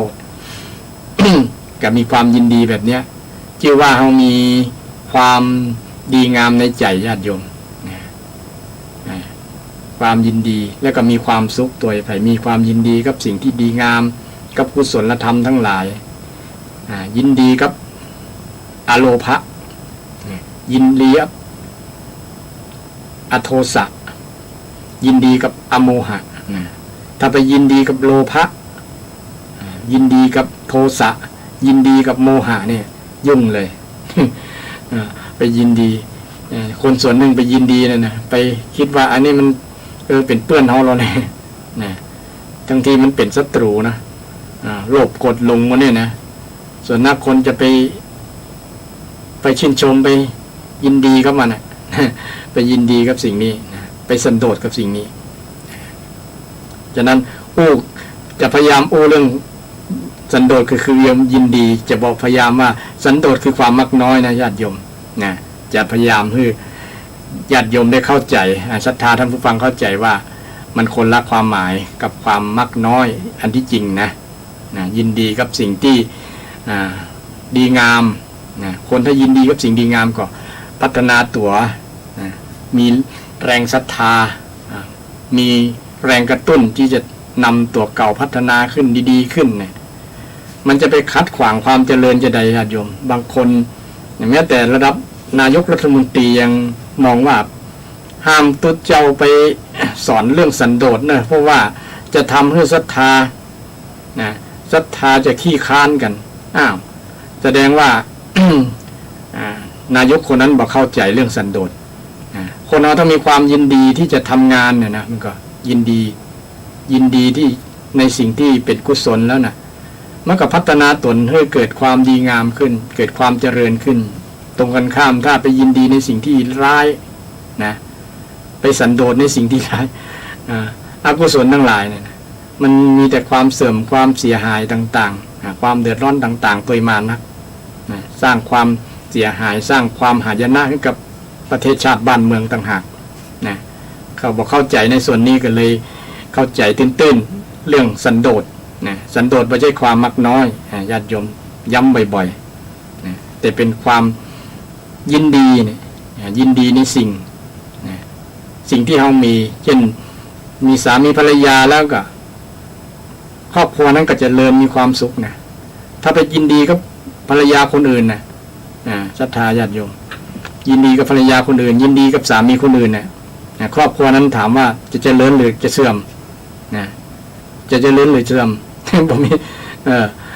ไปยินดีในอกุศลถ้ายินดีกุศลเนี่ยศรัทธารักสันโดษยินดีในลูกในเมียตัวเก่าเนี่ยครอบครัวนั้นจะเจริญนะทำการทำงานก็เจริญมีหลายๆท่านมีหลายๆคนเนี่ยสามีภรรยาช่วยกันทำการทำงานมีศรัทธาเหมือนกันมีจินเหมือนกันมีจาคะเหมือนกันมีปัญญาเหมือนกันศีลศรัทธาจาคะศรัทธาศีลจาคะเหมือนกัน จาคะปัญญาเหมือนกันนะครอบครัวนั้นเจริญลองไปสังเกตนะศรัทธาท่านผู้ฟังทั้งหลายลองสังเกตเถอะนะครอบครัวใดมีสันโดษโดยเฉพาะแค่ศรัทธาและสันโดษเนี่ยเปิงใจในสามีภรรยาตัวเก่าเนี่ยนะบ้านนั้นมีความสุขนะสันโดษครอบครัวนั้นมีความสุขนะลูกหลานก็อบอุ่นมีความสุขพ่อแม่บ่ไปทะเลาะกันบ่ไปพิษบ่ไปนอกจิตนอกใจกันเนี่ยเพราะว่ายินดีซึ่งกันและกันมีสันโดษซึ่งกันและกันแล้วหรอนะที่มันเป็นปัญหาว่ามันบ่มีสันโดษในสามีภรรยากันนี่แหละนะอย่างอื่นก็เช่นเดียวกันนะญาติโยมนะต้องมีสันโดษนี่ฉะนั้นสันโดษจึงเป็นคุณธรรมที่เรียกว่าเป็นอริยทรัพย์ทรัพย์ที่บ่มีความสิ้นนะบ่มีเสี่ยงเลยยิ่งใจยิ่งดีนะเงินทองเนี่ยยิ่งใจยิ่งหมดยิ่งยุคโควิดเนี่ยนะโอ้เงินนะกาน้ำมันกับแป้งหมูกับแป้ง ยิ่งใจก็ยิ่งเสี่ยงว้ยๆนะเงินนอกภายนอกเงินนอกกายนะปัจจัยภายนอกเนี่ยยิ่งใจแต่ไอ้สันโดษเนี่ยเป็นทรัพย์ภายในเนี่ยยิ่งใจยิ่งดีเนี่ยยิ่งฮักกันสามีภรรยายิ่งซื่อสัตย์ต่อกันเนี่ยสันโดษต่อกันยินดีต่อกันเนี่ยนะทำแล้วญาติโยมบ่มีเสื่อมนะที่มันเสื่อมทั้งวันนี่ก็เพราะว่ามันบ่เจริญทั้งวันนี่ก็เพราะว่ามันบ่มีสันโดษต่อกันไงในครอบครัวนะญาติโยมลองสังเกตเถอะนะเราสังเกตแม้แต่พระสงฆ์องค์เจ้าก็เช่นเดียวกันถ้าบ่สันโดษบ่ยินดีกับวัดนั้นก็คงอยู่ยากเหมือนกัน บ่ยินดีจะอยู่นะบ่ยินดีจะอยู่โอ้ใกล้นะใกล้นั่นใกล้นี่นะธรรมดาแล้วก็ที่มีปัญหาเนาะญาติโยมวัดแต่ละวัดนะก็มีศรัทธาบอกเข้าใจกันกับตุเจ้าก็บอกเข้าใจศรัทธานะอันที่เราไม่เข้าใจกันเนี่ยนะคือไม่ยินดีต่อกันนะบทแสดงความยินดีบอกเข้าใจกันนี่เป็นเรื่องนะมันก็อยู่ยากอยู่บ่ม่วนนะก็บ่ยินดีกันละ ถ้าบ่ยินดีกันก็หันหลังให้กันกับต่างคนต่างไปแล้วนะนี่สันโดษนี่ใจกับทุกสถานะทุกคนญาติโยมบอกว่าเป็นพระสงฆ์องค์เจ้าศรัทธาญาติโยมคนไหนก็ตามใจสันโดษมีแต่ความเจริญความเจริญมีแต่ความดีงามสันโดษนะสันโดษเนี่ยนะญาติโยมฟังไปแล้วคิดจะได้ก็กลิ้งกลางโทรมาได้เนี่ยนะ0531143332อย่างที่จะมาวันนี้อูเรื่องสันโดษนะสันโดษไม่ใช่ความมักน้อยนะย้ำนะไม่ใช่ความมักน้อยมักในสิ่งที่ตัวเก่ามีนะมักในสิ่งที่ตัวเก่าเป็นมักในสิ่งที่เหมาะสมแก่สถานะยถาละสารุปสันโดษสารรูป สารุปสันโดษนี่ยินดีตามเช่นที่อธิบายว่ายินดีตามสมควรนะตะกี้ยกตัวอย่างถ้าตุเจ้าไปเปิงใจไปยินดีในเสื้อผ้าของศรัทธาญาติโยมบ่เหมือนกับซึกละ เพราะว่าไปยินดีแล้วล่ะยินดีอยากจะเป็นฆราวาสนี่เป็นต้นเนาะนี่มันก็บ่เปาะบ่เปิงกับสถานะตัวเก่าเนี่ยเปิ้นฮ้องว่าไม่มียัตถาสารุปสันโดษนี่บ่ได้กระทบกระทั่งศรัทธาหรือว่ากระทบกระทั่งตุเจ้านะยกตัวอย่างให้หันหรือว่าศรัทธาบ่เปิงใจนี่บ่เปิงใจในอย่างในสิ่งที่ตัวเก่ามีนะในสิ่งที่ตัวเก่าเป็นนี่ตัวเก่าเป็นบางคนปฏิบัติบ่ถูกบ่ต้องบ่ปฏิบัติตามหน้าที่ต่างๆนะมันก็บ่เปิงนะเช่นตัวเก่าเป็นพ่อหลวงเป็นผู้นำชุมชนเนาะเป็นนายกเป็นนั่นเป็นนี่ก็ต้องยินดีในหน้าที่ของตัวเก่าต้องยินดีในท่านที่ของตัวเก่าต้องยินดีเหมาะเปิงแก่ควรแก่ฐานานุรูปวันฐานานุรูปนั้นถึงจะชื่อว่ามีสันโดษถ้าไปยินดีบ่เหมาะบ่เปิง ในฐานะตัวเก่ามันก็จะห้องว่าบ่มีสันโดษอย่าง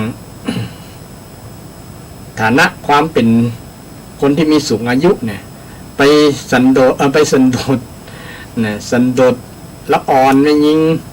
ใครได้มาเป็นคู่ครองนี่ไหมมันก็บ่เปิงกับฐานานุรูปตัวเก่าบ่เปิงแก่สังขารได้แล้วบ่สมแก่สังขารเพราะว่าตัวเก่าต้องเข้าวัดเข้าวาเนี่ยแต่ไปหุ่มเรื่องเนี้ยนะไปยินดีเรื่องเนี้ยนะไปยินดีแต่เรื่องในมุ่งเรื่องหมู่เนี่ยเรื่องกามเพศเนี่ยมันก็จะทำให้เสื่อมบางคนว่าบางคนก็ยังมีเลยยังมีที่ว่าหลงไหลเรื่องนี้เนี่ยไปยินดีเรื่องนี้นักเป็นเหตุทำให้อายุสั้นไปตายคำอกเปิ้นนี่ซึ่งเป็นเรื่อง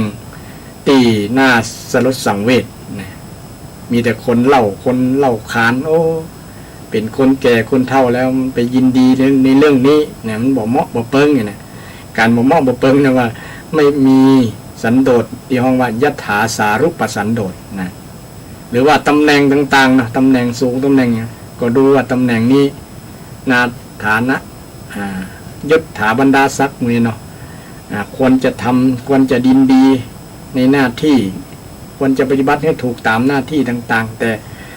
ไปยินดีในสิ่งที่ตัวเก่าทำเกินทำบ่ถูกฐานะบ่ถูกหน้าที่เนี่ยมันก็เลยทำให้เสียหายคนบอกบ่เริ่มใส่ศรัทธาบ่เริ่มใส่ศรัทธาเป็นเหตุแห่งความเสื่อมเนี่ยเหตุแห่งความเสื่อมเพราะบ่มีความยินดีในฐานานุรูป ฐานานุรูปแล้วก็ยินดีข้อที่สองที่ข้ามมานะก็คือยัตถาพละสันโดษยินดีตามกำลังบางคนบอกว่ากำลังตัวเก่านะกำลังความสามารถนะไปยินดีอย่างที่เป็นเล่าว่าอย่างไรอึ่งอ่างมันบอกว่ากำลังตัวเก่ามันจะป้องตัวเฮ้ใหญ่เต้ากับอันงัวควายมันก็เลยต้องแตกตายกำลังถึงวันนี้คนก็บอกว่ากำลังตัวเก่าก็ไปยินดีอยากจะมีเหมือนเปิ้นนั่นเหมือนเปิ้นก็เลยเกินกำลังตัวเก่าต้องหัวกำลังตัวเก่าเนาะว่าตัวเก่าทำได้มักได้นะบอกว่าใจว่าจะเอา ตัวเก่าไปเปรียบเทียบคนที่เปิ้นมีบุญเปิ้นมีความพร้อมมาก่อนนะได้สั่งสมความพร้อมมาก่อนมันก็จะเป็นเหตุทำให้ตัวเฮาลำบากนะเช่นคนประเดียวเนี่ยเนาะอันเปิ้นมีบ้านหลังใหญ่ๆก็แปลงบ้านหลังใหญ่ติดโดยที่บ่ฮู้กำลังตัวเก่าว่ากำลังทรัพย์เฮามีตดใดนะเป็นหนี้เป็นสินเป็นต่อไปบางครั้งก็ไปบ่รอดนะส่งผ่อนบ้านไปบ่พ้น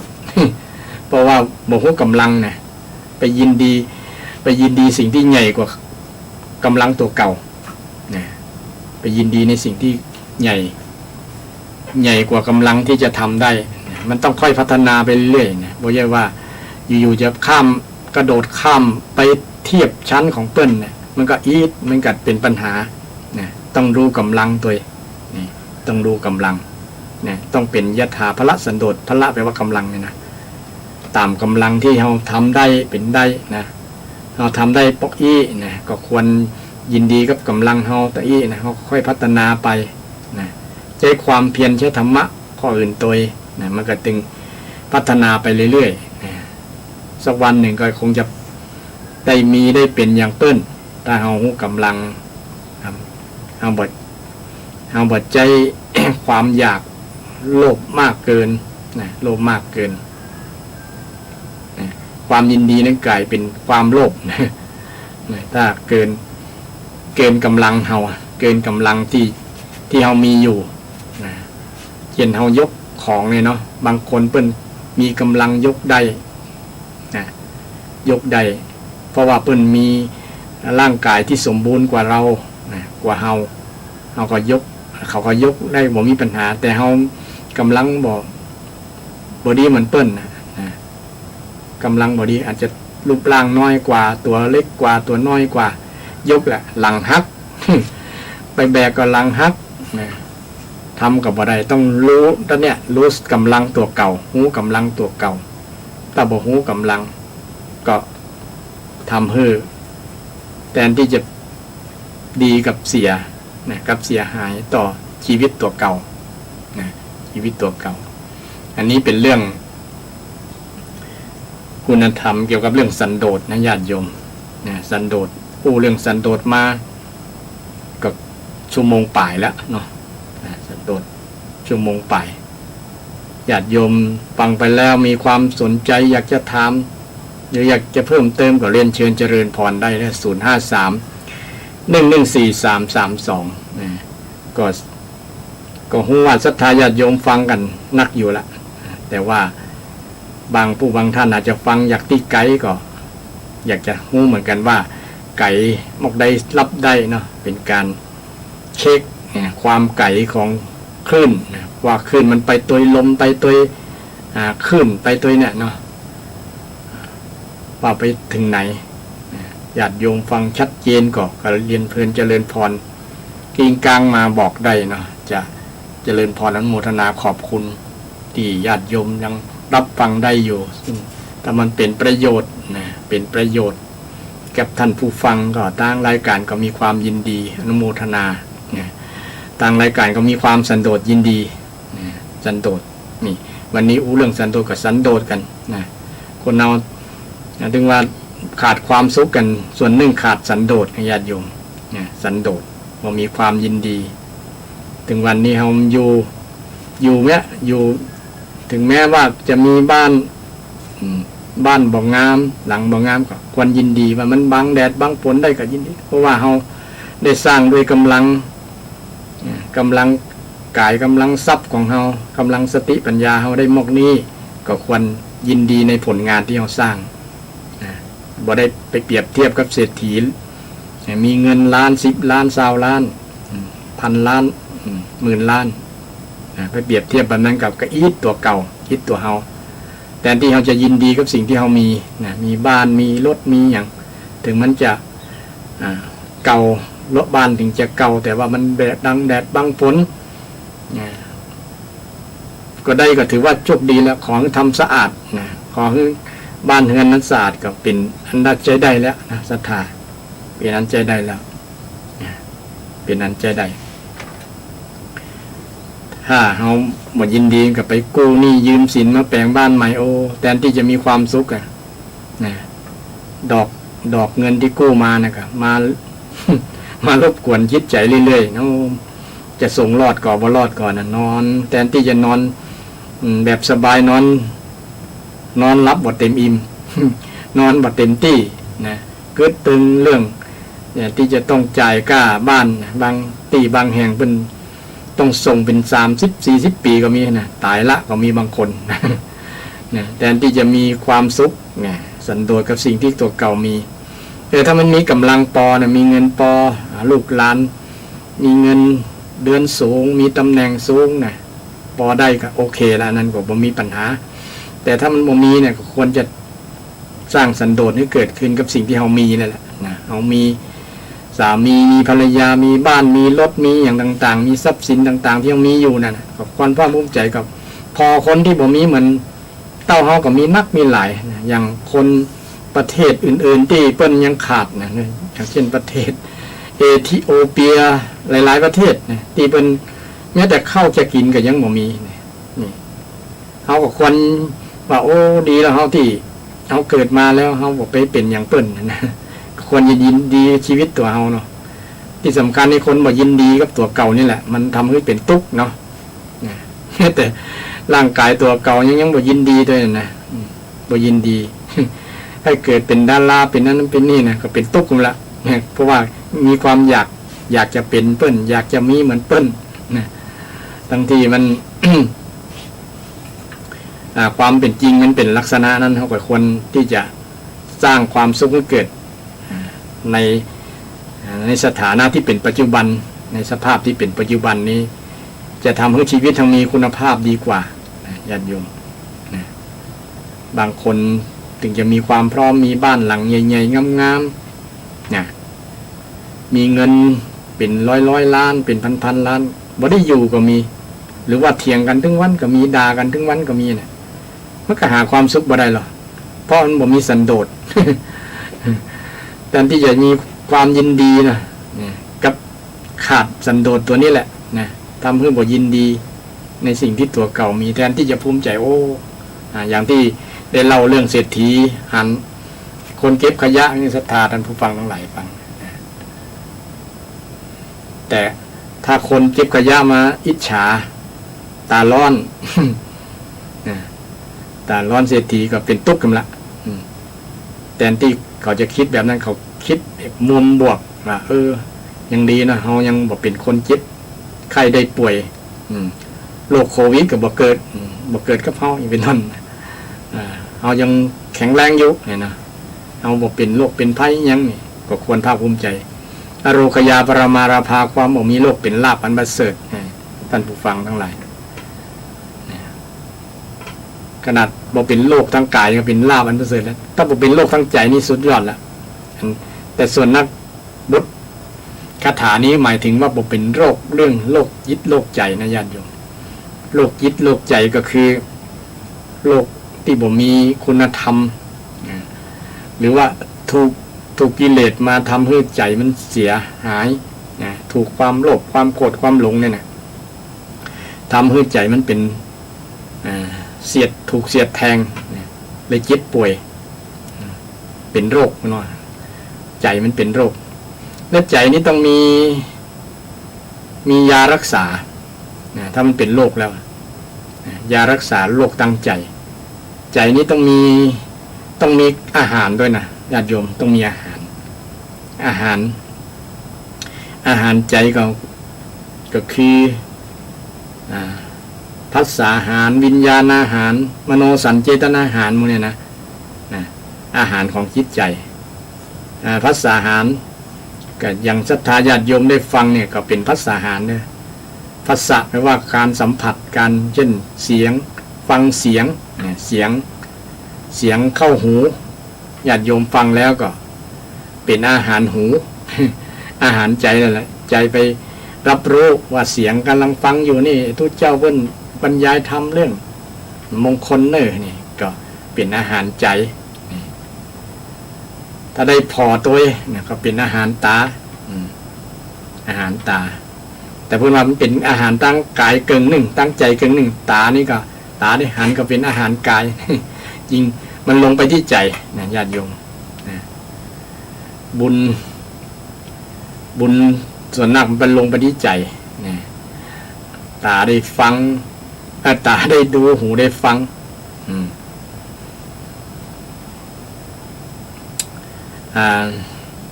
กินจมูกได้สัมผัสรสกินนะได้สัมผัสกินก็เป็นอาหารทั้งนั้นอาหารแล้ววิญญาณอาหารวิญญาณเกิดจากการฟังเกิดจากรู้เกิดจากใจนั่นแหละใจวิญญาณก็คือใจนะวิญญาณอาหารตั้งใจวิญญาณอาหารที่เกิดจากตั้งจิตใจได้จากการฟังการจากการอย่างนั้นมารวมที่ใจนะและคุณงามความดีทั้งหลายนะเป็นมโนสัญเจตนาอาหาร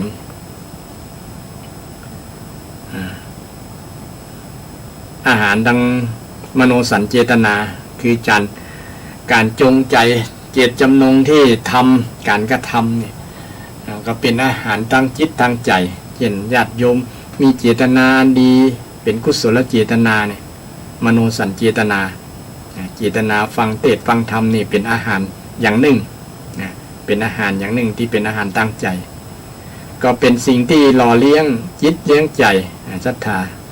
และมีคุณธรรมทั้งหลายอย่างที่คุณธรรมมงคลที่24เนาะเป็นมงคลสันโดษแปลว่าความยินดีความยินดีใครมีความยินดีก็ชื่อว่ามีคุณธรรมเป็นอาหารที่เลี้ยงจิตเลี้ยงใจให้ใจเฮานะมีความสุขคนขาดสันโดษหาความสุขลำบาก หาความสุขลำบากนะต้องมีสันโดษนะบอกว่าจะเป็นไผก็ตามต้องมีสันโดษโดยเฉพาะสันโดษในทางกุศลธรรมนะจะเป็นอาหารใจที่ดีงามทำให้หล่อเลี้ยงจิตใจแต่นี้คน ปัจจุบันนี้คนส่วนนักกาเริ่มมาให้ความสนใจแต่ก่อนคนบอกให้ความสนใจเรื่องจิตเรื่องใจนะสนใจแต่เรื่องกายลองสังเกตดูตื่นเช้ามาญาติโยมก็มาดูตื่นเช้ามาก็เข้าห้องน้ำก็ห้องน้ำมันมีกระจกสองหน้านะดูหน้าดูขี้ตาดูขี้หู ล้างหน้าล้างตานี่เป็นการบริหารกายเป็นการบริหารกายดูหน้าดูตาแล้วก็ดูเขี้ยวแปรงฟันทำความสะอาดเป็นการบริหารกายหลังจากออกห้องน้ำแล้วมันก็ดื่มน้ำดื่มยังก็เป็นการบริหารตั้งกายเช่นนั้นกันนะเพื่อสุขภาพทางกายนะดื่มน้ำอุ่นดื่มน้ำยังนะแล้วก็มากินข้าวบางคนบอกกินข้าวกับดื่มกาแฟอย่างก็เป็นอาหารตั้งกายนะ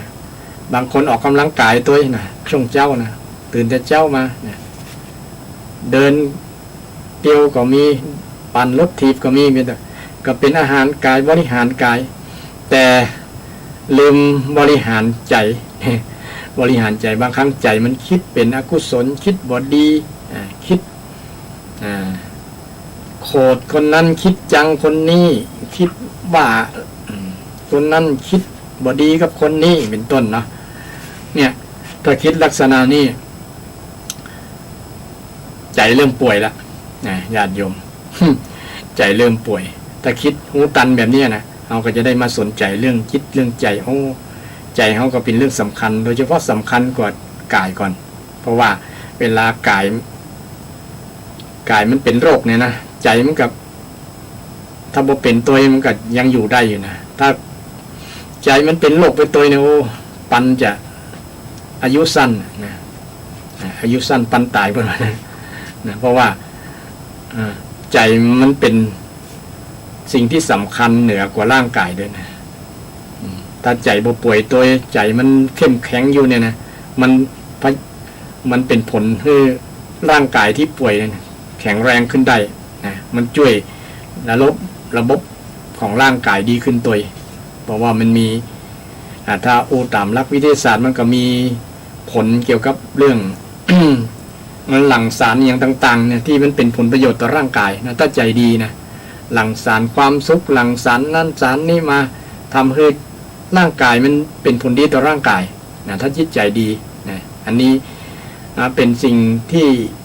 เราสามารถลองสังเกตได้ศรัทธาท่านผู้ฟังอันนี้เรื่องอาหาร อาหารกายกับอาหารใจโดยเฉพาะธรรมะเป็นอาหารใจญาติโยมธรรมะคุณธรรมคุณงามความดีทั้งหลายอย่างวันนี้สันโดษเนี่ยเป็นอาหารใจที่คนเราทั้งหลายควรให้ความสำคัญนี่ควรให้ความสำคัญเกี่ยวกับเรื่องสันโดษจริงมันอยู่กับชีวิตของเราตลอดนั่นแหละบ่ใช่อยู่ไกลจากชีวิตของเราบ่ใช่คนละเรื่องบ่ใช่เรื่องของคนแก่คนเฒ่านะธรรมะเนี่ยเป็นเรื่องของทุกคนทุกชีวิตเนี่ยธรรมะเป็นเรื่องของทุกชีวิตทุกคนแม้แต่คนที่บ่ใช่นับถือพุทธศาสนาก็ตามคนนั้นก็ต้องมีธรรมะเหมือนกันธรรมะที่มี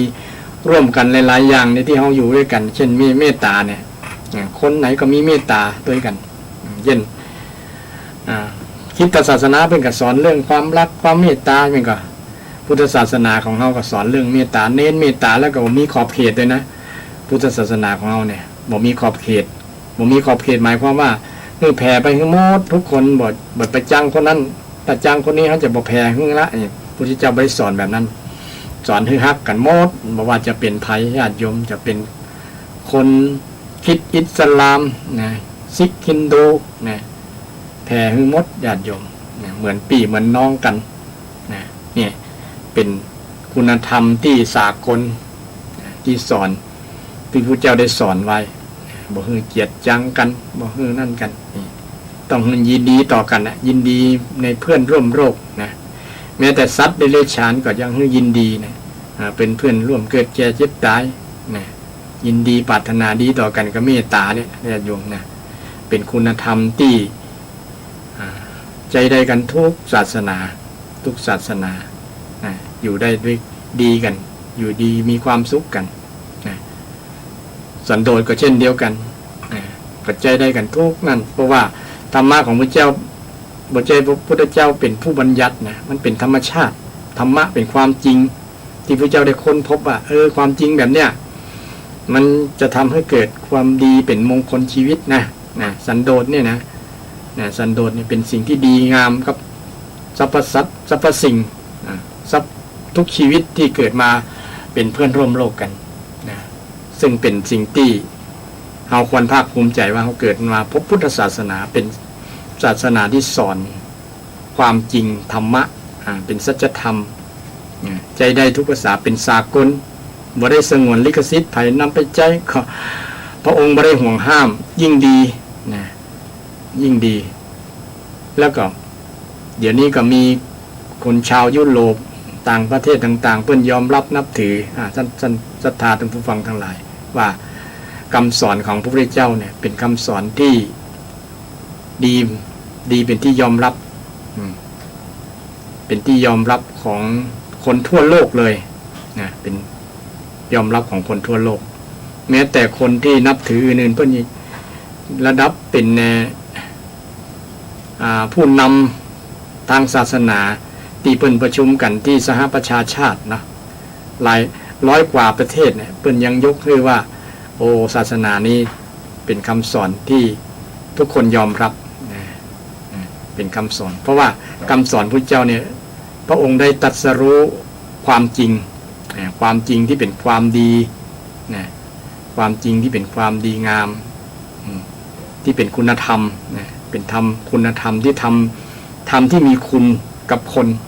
คุณธรรมธรรมที่เป็นคุณกับคนที่คนมีคุณธรรมแล้วธรรมะนั้นจะปกปักรักษาจะ อุปการะปกครองปกป้องต่างๆได้ให้คนนั้นรอดปลอดภัยจากการตกไปสู่ภพภูมิที่ชั่วนี่เป็นสิ่งที่ชาวพุทธควรภาคภูมิใจธรรมะข้อหนึ่งธรรมะดีๆข้อหนึ่งนั้นก็คือสันโดษอย่างที่ได้บรรยายให้ศรัทธาอย่างที่ให้ศรัทธาได้ฟังกันว่าสันโดษคือความยินดียินดีในสิ่งที่เฮามีเฮาเป็นในสิ่งที่เฮาได้มายินดีในสิ่งที่สมควรแก่ฐานะแก่ตำแหน่งแก่อย่างต่างๆที่เฮาเป็นเฮามีอยู่นะเฮายินดีนั้นก็ชื่อว่าเฮามีธรรมะมีคุณธรรมและเป็นเหตุนำไปสู่ความสุขใดนำไปสู่ความเจริญเพราะมงคลมงคลแปลว่าสิ่งที่นำไปสู่ความเจริญความดีงามความพินามของชีวิตตรงกันข้ามถ้าสิ่งที่เป็นบ่ใช่สันโดษมันก็จะนำไปสู่ความบ่ดีบ่งามนำไปสู่ความหายนะต่างๆญาติโยมฟังแล้วเวลาก็เหลืออยู่นักญาติโยมอยากจะสนทนาธรรมกับทางรายการก็เรียนเชิญเจริญพรได้นะ053-114-332อยากจะถามธรรมะข้อไหนก็ได้นะเรื่องบุญเรื่องศีลเรื่องทานเรื่องภาวนาอย่างต่างๆนะก็สอบถามมาได้เพื่อเป็นประโยชน์ในการฟังเนาะฟังแล้วก็ต้องเข้าใจนะอย่างอาตมาก็พยายามจัดสื่อให้ศรัทธาได้เข้าใจธรรมะโดยเฉพาะในช่วงนี้ก็เรื่องเกี่ยวกับเรื่องมงคลนะมงคล38เนี่ยมงคล38เนี่ยมา2ปีนี่นะญาติโยมปี64กับปี65เนี่ยคงจะจบ65นี่แหละนะก็มาพบปะศรัทธาญาติโยม7วันมาปะกันเตื้อนะวันพุธบ่ายโมงถึง3โมงวันนี้มาเจ้าน้อยนะเตียงกึ่งมาแล้วนะเพราะว่าเปิ้นต่างสถานีเปิ้นให้เวลานักนะก็ยินดีขอบคุณกับทางสถานีซึ่งมีท่านอาจารย์พระครูสมุวิสุวัตรวรจิตโจท่านได้จัดทางรายการจัดเวลาให้กับทางรายการธรรมะเพื่อสืบสานและเพิ่มแรงบันดาลใจจากวัดสถาน วันนี้ก็คือเวลาเต็มที่2 ชั่วโมงไปนะอย่างอาตมานี่วันค่ำก็ได้ญาติโยมบอกว่าอันก็ขึ้นอยู่ที่ กว่าอย่างเดียวก็กว่าศรัทธาบอกฟังนะผู้ได้หมดนะผู้ได้เป็นวันก็ได้นะบอกกินข้าวกินน้ำก็ได้นะถ้าได้เรื่องธรรมะเนี่ยนะมันอยู่ในขี้ปุ่มเลยเนาะ ในสมองนะเพราะว่า โดยเจตนาก็อยากจะนำสิ่งที่ดีๆเป็นมงคลนะเป็นธรรมะที่เป็นประโยชน์กับการดำเนินชีวิตของศรัทธานะมันก็เกี่ยวข้องกับชีวิตของเราบางคนมองข้ามว่าธรรมะเป็นเรื่องของคนแก่คนเฒ่าเป็นเรื่องของคน ผู้สูงอายุบอกเกี่ยวกับคนที่ วัยอื่นยังหนุ่มอยู่บอกเกี่ยวกับธรรมะเพราะว่าอาจจะมีความคิดมุมมองว่าเป็นเรื่องของคนแก่คนเฒ่านี่ก็เลยห่างเหินบอกให้ความสำคัญเรื่องธรรมะยิ่งธรรมะก็อยู่กับตัวเขาตลอดทุกลมหายใจอย่างเขาที่จะ ว่ามันอยู่กับลมหายใจก็คือพระเจ้าสอนเรื่องอานาปานสตินะอานาปานสตินะคือจิตอยู่กับลมหายใจนี่ระลึกรู้ลมหายใจแต่เขาบอกคุ้นเคยแล้วบางคนไป มันจะมีประโยชน์อย่างไปกำหนดลมหายใจรู้ลมเข้าลมออกอันจริงมันก็เป็นสิ่งอิงกับวิทยาศาสตร์ด้วยนะถ้าคนได้พิจารณาเกี่ยวกับเรื่องอานาปานสติเนี่ยลมปราณเนี่ยเนาะลมปราณก็เป็นประโยชน์กับสุขภาพในส่วนของร่างกายนะถ้าคนฝึกหายใจระบบหายใจดีมันก็ทำให้ปอดทำให้การสูบฉีดโลหิตดีก็ทำให้ร่างกายแข็งแรงนี่ก็ญาติโยมเนี่ยมันเป็นประโยชน์เวลาสูบลมหายใจเข้าเต็มปอดเนี่ยนะถ้าตามหลักวิทยาศาสตร์เนี่ยคำสอนพระเจ้าก็เข้าหลักเนี่ยนะญาติโยมเนี่ยมันเป็นประโยชน์แค่เราสูดลมหายใจก่อนที่ เราจะรับจะนอนก็สูดเต็มปอดเนี่ยได้ประโยชน์แน่ๆก็คือประโยชน์เกี่ยวกับสุขภาพร่างกายแต่ได้ประโยชน์ในด้านสุขภาพจิตก็คือจิตมันอยู่กับนั่นจิตก็เป็นสมาธิจิตก็อยู่กับเนื้อกับตัวจิตบ่ไปแอวไกลนะบ่ไปคิดฟุ้งซ่านอย่างต่างๆนี่ก็เป็นธรรมะอยู่กับชีวิตประจำวันทุกคนก็อยู่กับทุกคนธรรมะลมหายใจเนี่ยนะพระเจ้าก็ได้สอนไว้ 2,000 กว่าปีมาแล้วก็ใจได้ตลอดแล้วพระองค์ก็ไม่ได้สงวนลิขสิทธิ์นะคนศาสนาอื่นเนี่ยฮะ ได้เอาไปใจเนื้อนะรู้สึกว่าชาวตะวันสมาธิด้วยกันเปิ้นยอมรับลมหายใจเข้าออกเพื่อกำหนดลมหายใจเข้าออกนิยมหายใจเข้าลึกๆทำสมาธิด้วยกันออกยาวๆลมหายใจเข้าออกมันจะทำให้ปอดแข็งแรงเข้าออกทำให้ใจเข้าลึกๆแล้วก็เป็นออกยาวๆเข้าร่างกายหลายๆอย่างมันจะทำให้ปอดแข็งแรงดีต่อทำให้ปอดแข็งแรงโดยแล้วก็เป็นผลดีต่อร่างกายหลายๆอย่างเพราะว่าภาวนาเนี่ยนะแล้วก็เป็นผลดีต่อแต่เมื่อห้องภาวนาก็ใจโดยนึกถึงสภาพนั่งหลับตาอย่างเดียวบางคนตีห้องว่าภาวนาเนี่ยนะภาวนาการทำการภาวนาก็ภาวนาได้ภาวนานึกถึงสภาพนั่งหลับตาอย่างเดียวบางคนเข้าใจแต่จริงๆว่าการทำงานก็มีภาวนาได้ภาวนาพัฒนาให้เจริญนั่นเองทำให้เจริญทำให้แต่จริงๆว่าทำให้จิตใจเจริญให้เป็นทำให้มีให้เป็นคือพัฒนากับเจริญนั่นเองก็ดีทำให้เจริญทำให้กุศลนั้นก็เป็นสมาธิใจเจริญอยู่กับกุศลสมาธิจิตบ่อยู่เจตนารมณ์แล้วมันก็ดีอยู่กับอกุศลนั่นเองอยู่กุศลมันเป็นนั่งมาทับตาสมาธิเพราะว่าตามันเห็นนั่นเห็นนี่มันก็เกิดอกุศลได้ง่ายเจตนารมณ์มันจิตมันอยู่กับบายจานนั่นเองที่ทำนั่งในการตาเนี่ยเนาะเพราะว่าตามันเห็นนั่นเห็นนี่มันก็เกิดอกุศลได้ง่ายมือขวาทับมือซ้ายบายจานมันก็เลยมีในพระไตรปิฎกแบบในการนั่งมือซ้ายอย่างนั้นเนาะนั่งแล้วก็รับตาแต่ก็มันมือขวาจะทำมือซ้ายจริงระเบียบร่างกายมีในพระไตรปิฎกสามมือขวาทับมือซ้ายอย่างนั้นต่อจิตจะแต่ก็มันเจริญจะทำให้สติจัดระเบียบร่างกายจะทำเป็นการสะดวกได้ง่ายจะมันสะดวกแล้วมันเกิดเจริญสติสมาธิเจริญง่ายสมาธิสะดวก ตีศรัทธาญาติโยมไปปฏิบัติธรรมต่างๆก็เป็นเรื่องของการฝึกสติลองดูสมาธิดูใจนี่ก็มีครูบาอาจารย์อบรมตีศรัทธาญาติโยมไปปฏิบัติธรรมต่างๆก็เป็นเรื่องของการฝึกทดลองดูจิตดูใจนี่ก็ปฏิบัติมีครูบาอาจารย์อบรมก็คือเป็นการมีสำนักนั้นไปนี่พัฒนาจิตใจนี่เข้าคอร์สปฏิบัติธรรมนะนั่งนั้นคิดอย่างก็คือเป็นการกุศลไปคิดเรื่องกุศลหรืออกุศลพัฒนาจิตใจนั่นเองฝึกจิตฝึกใจขณะเขานั่งนั้นคิดอย่างต้องกุศลเรื่องว่าธรรมะเป็นเรื่องหรืออกุศลการดำเนินชีวิตของคนเราแต่บางคนดูเรื่องว่าธรรมะเป็นเรื่องของการดำเนินชีวิตของคนหรือว่ามองว่าเป็นเรื่องของคนแก่คนเฒ่าเป็นเรื่องเล็กก็ได้เป็นเรื่องไร้ประโยชน์อย่างต่างๆก็ได้ส่วนนักจะมีมุมมองว่าเป็นเรื่องของนั่งสมาธิคนเฒ่าเป็นเรื่องคำนั้นเป็นเรื่องไร้ประโยชน์บนโลกต่างๆเนาะคิดส่วนนักจะมีมุมมองแบบนั้นทำคือแต่จวนนั่งสมาธิ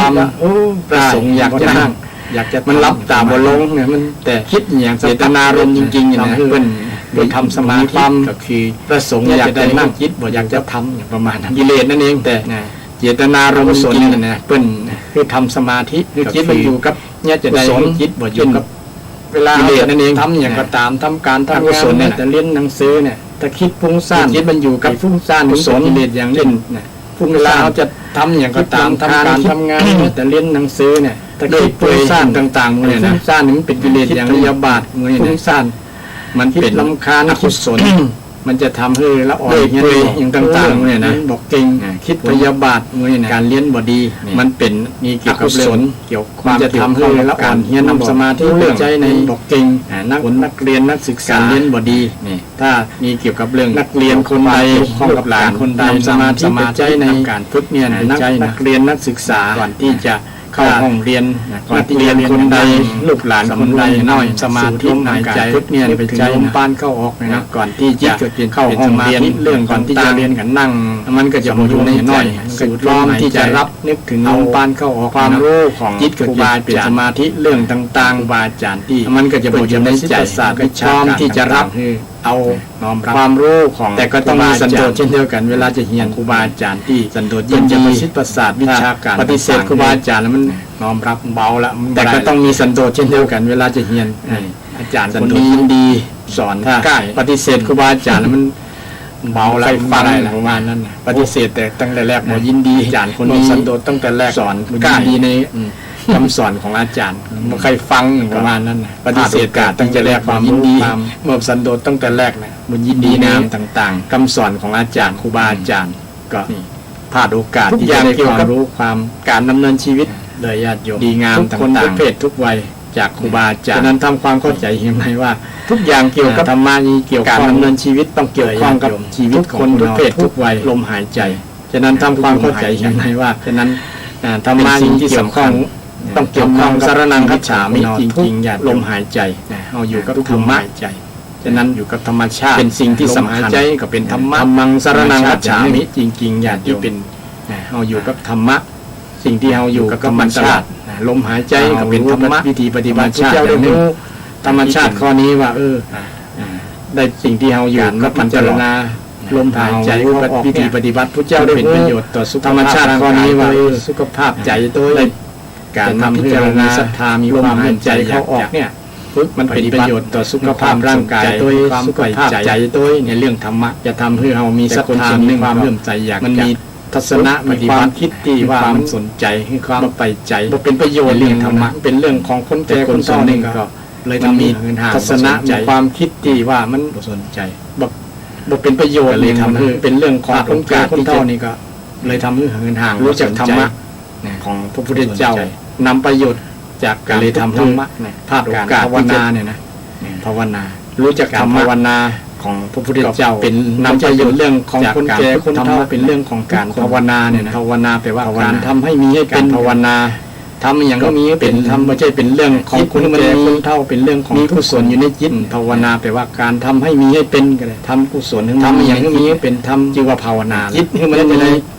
มีกุศลอยู่ในจิตทำตามที่วงในสอนเป็นพุทธานุสติมีในจิตสังขานุสติชื่อว่าภาวนาแล้วพุทธเนี้ยจะได้อนุสติ10 ประการก็ หรือว่าเพ่งตามที่องค์ในสอนเป็นพุทธานุสติธรรมานุสติสังขานุสติอย่างที่คุ้นเคยเนี่ยอนุสติ10ประการก็พุทโธเพ่งโทนินก็เพราะว่ากสินจิตประการอยู่กับอย่างที่คุ้นเคยเนี่ยพุทโธพุทโธครูบาอาจารย์จิตมันก็จะนิ่งพุทโธพุทโธนี่ก็ได้นิ่งคือบ่เมื่อจิตบ่คิดเรื่องกับคำบริกรรมว่าพุทโธพุทโธนึกถึงเรื่องก็จะนิ่งพุทโธพุทโธเรื่อง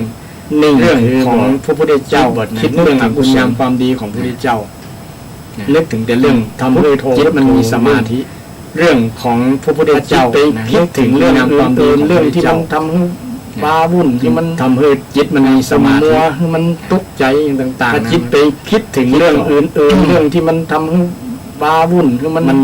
จิตมันเสียพลังมันตกใจต่างๆสูญเสียพลังจิตก็มันไปใช้พลังนักเกี่ยวกับเรื่องคิดอกุศลต่างๆคิดมันเสียพลังแล้วนะมันบอกพร้อมที่จะสูญเสียพลังงาน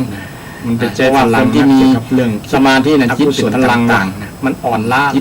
มีพลังบอกพร้อมที่จะไปใช้การที่งานนิ่งในที่นี้บอกว่าคนที่มีสักอย่างนะสมาธินั้นที่มีพลังในคณะจิตนั้นนะคือมีพลังที่มีกุศลจิตนิ่งรอนิ่งในที่นี้บอกว่าบอกคิดอย่างสักอย่างนะแต่มันมีอยู่ในคณะจิตนั้นนะคือจิตที่มีกุศลที่เขาว่าฌานเนี่ยเนาะรอเลี้ยงอยู่เข้าฌานคือเพ่งโดยเฉพาะอยู่ในธรรมะแต่อุเบกขาธรรมะหรือว่าที่เขาว่าฌานธรรมชาติธรรมชาติจิตที่มันเพ่งอยู่ในอารมณ์ในธรรมะเป็นของว่าฌานมะธรรมะธรรมชาติวิจารณ์เนี่ยธรรมชาติของจิตที่มันเพ่งอยู่ในอารมณ์ก็แตกต่างจากวิจารณ์ของชาวบ้านนะวิตกวิจารณ์มันเป็นธรรมะวิตกวิจารณ์เนี่ยตรึกนึกธรรมะเป็นฌานแตกต่างจากวิจารณ์ของชาวบ้านวิตกวิจารณ์มันเป็นธรรมะปฐมฌานจึงถึงจตุตฌานถ้า ไปถึงขนาดนั้นแล้วก็ครับ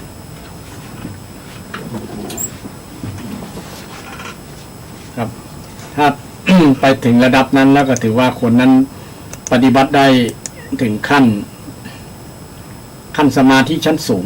สมาธิชั้นสูงที่เรียกว่าฌานวันหน้าจะนำมาเล่าให้ศรัทธาญาติโยมฟังว่าวันนี้เรื่องธรรมะเป็นเรื่องของทุกคนญาติโยมเป็นเรื่องอยู่ในชีวิตประจำวัน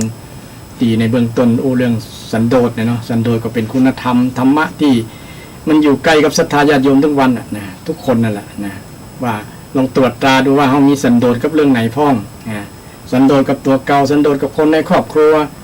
สันโดษกับสิ่งของทรัพย์สินเงินทองต่างๆเนี่ยนะเรามีสันโดษข้อนั้นก็แต่มีก็แสดงว่าเรามีธรรมะที่หล่อเลี้ยงจิตใจนะคือเราได้อยู่เย็นเป็นสุขนะบ่มีปัญหาเพราะว่าธรรมะของพระพุทธเจ้าเนี่ยเป็นธรรมชาติที่จะนำไปสู่ความดีงามนะเป็นเหตุเป็นปัจจัยนำไปสู่ความดีงามเป็นสู่ความเจริญนะในชีวิตมีความดีงามเจริญขึ้นนะที่ว่าเป็นมงคลชีวิตนะเป็นมงคลชีวิตในมงคล38ประการในมงคล38ประการอันนี้เกี่ยวกับเรื่องมงคลมา2 ชั่วโมงเต็มๆนะ2 ชั่วโมงเต็มๆญาติโยมอยากจะเกรงกลางสนทนาธรรมอยากจะถามเรื่องอย่างครับเรียนเชิญเจริญพรได้เนอะหรือว่าอยากจะรายงานว่าฟังอยู่ที่ไหนเสียงชัดเจนก็ยินดีนะทางรายการก็ยินดีรับกลางกลางของศรัทธาญาติโยมที่โทรมา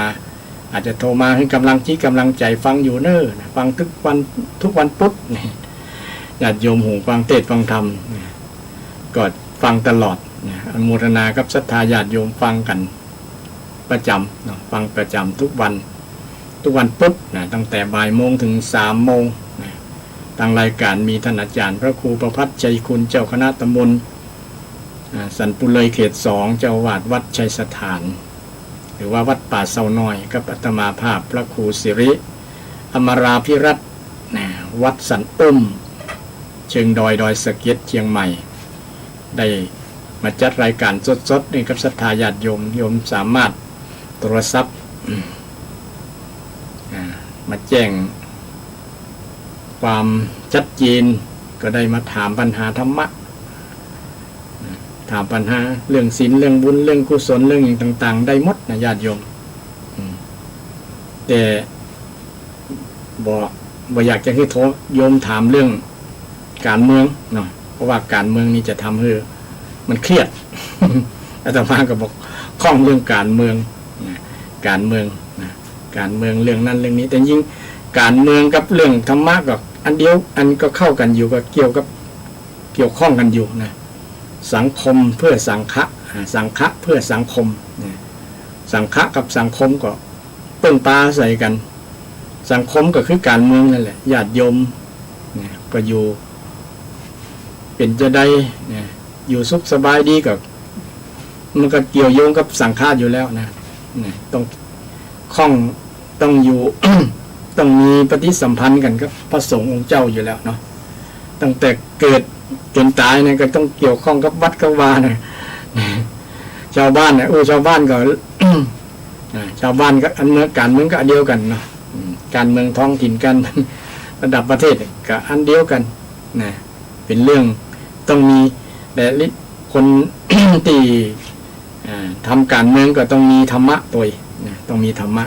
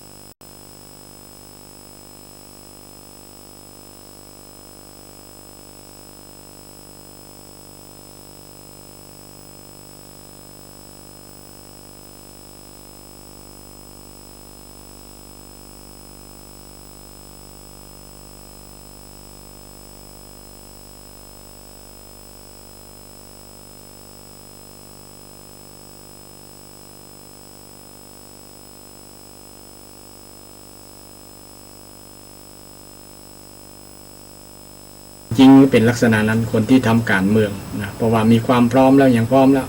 หันปัญหาต่างๆเกิดขึ้นจะมาช่วยแก้ปัญหาเช่นปัญหาเรื่องปากท้องเรื่องเศรษฐกิจเรื่องสังคมเรื่องวัฒนธรรมต่างๆอยู่ต่างๆเนาะก็อยากจะมาแก้ไขในส่วนนี้ต้องอนุโมทนากับท่านทั้งหลายที่เป็นนักการเมือง ที่มีอุดมการณ์ในการที่จะช่วยพัฒนาบ้านเมืองให้เจริญขึ้นดีขึ้นก็เหมือนตุเจ้านะมีความพัฒนาดีมีความพัฒนาดีพระสงฆ์องค์เจ้าก็เช่นเดียวกันอันศรัทธาบางผู้บางท่านมีปัญหาก็เอ็นดูมีกรุณามีความเอ็นดูสงสารอยากจะให้ศรัทธานั้นได้พ้นจากปัญหานั้นอยากจะให้ศรัทธาได้พ้นจากสภาพนั้นก็เหมือนกับพระพุทธองค์เนี่ยเวลาหันภัยมีปัญหามีอย่างต่างๆเนี่ยพระองค์จะเสด็จไปแล้วก็เทศนาให้ฟังคนนั้นได้เข้าใจฟังแล้วเข้าใจก็มีความสุขเนี่ยปัญหานั้นก็หมดไปนะบางคนถึงกับบวชนะบวชเป็นภิกษุณีบรรลุเป็นพระอรหันต์นี่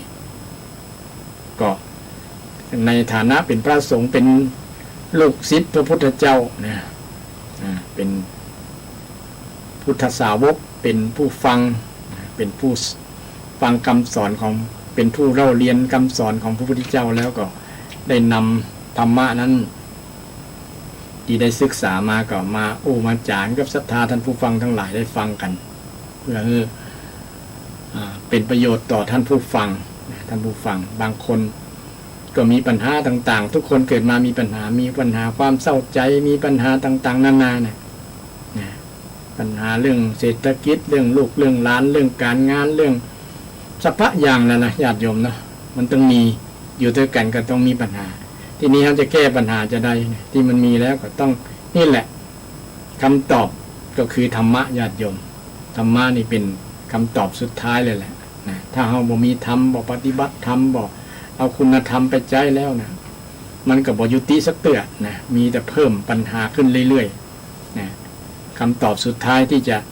แก้ก็คือธรรมะพุทธเจ้านี่แหละเพราะว่าธรรมะทั้งหมดทั้งมวลเนี่ยเป็นคำสอนที่ทำให้พ้นจากทุกข์ทำให้คนทั้งหลายในโลกเนี่ยพ้นจากความทุกข์ พ้นจากความ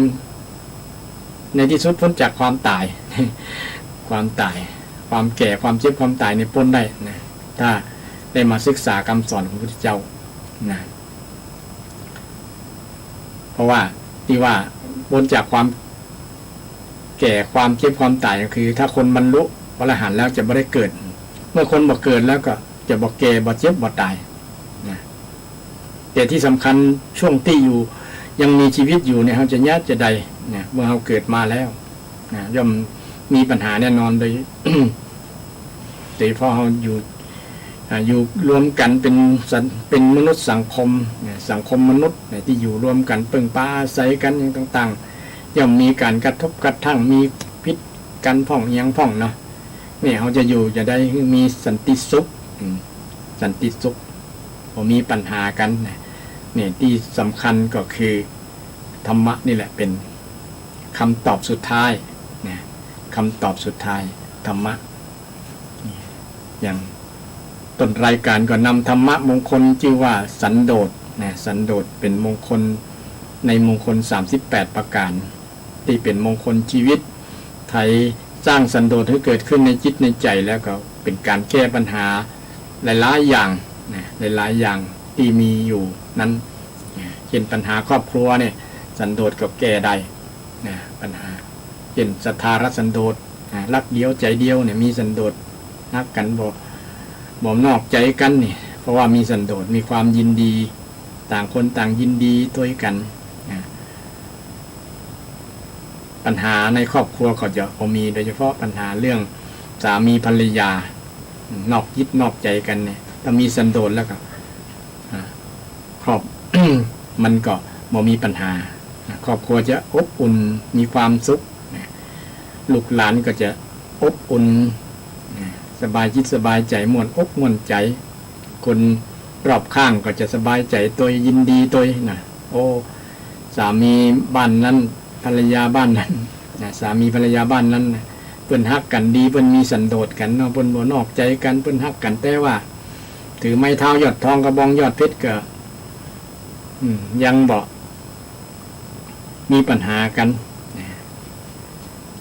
บ่ถึงกับแตกแยกอย่าร้างกันฮักกันดีเนี่ยถือว่าเรามีสามีภรรยาคู่นั้นมีสันโดษและสันโดษอื่นๆอย่างที่ได้กล่าวมาแล้วสันโดษเกี่ยวกับเรื่องความมีความเป็นเรามีอย่างเป็นอย่างนะมีอย่างเป็นอย่างก็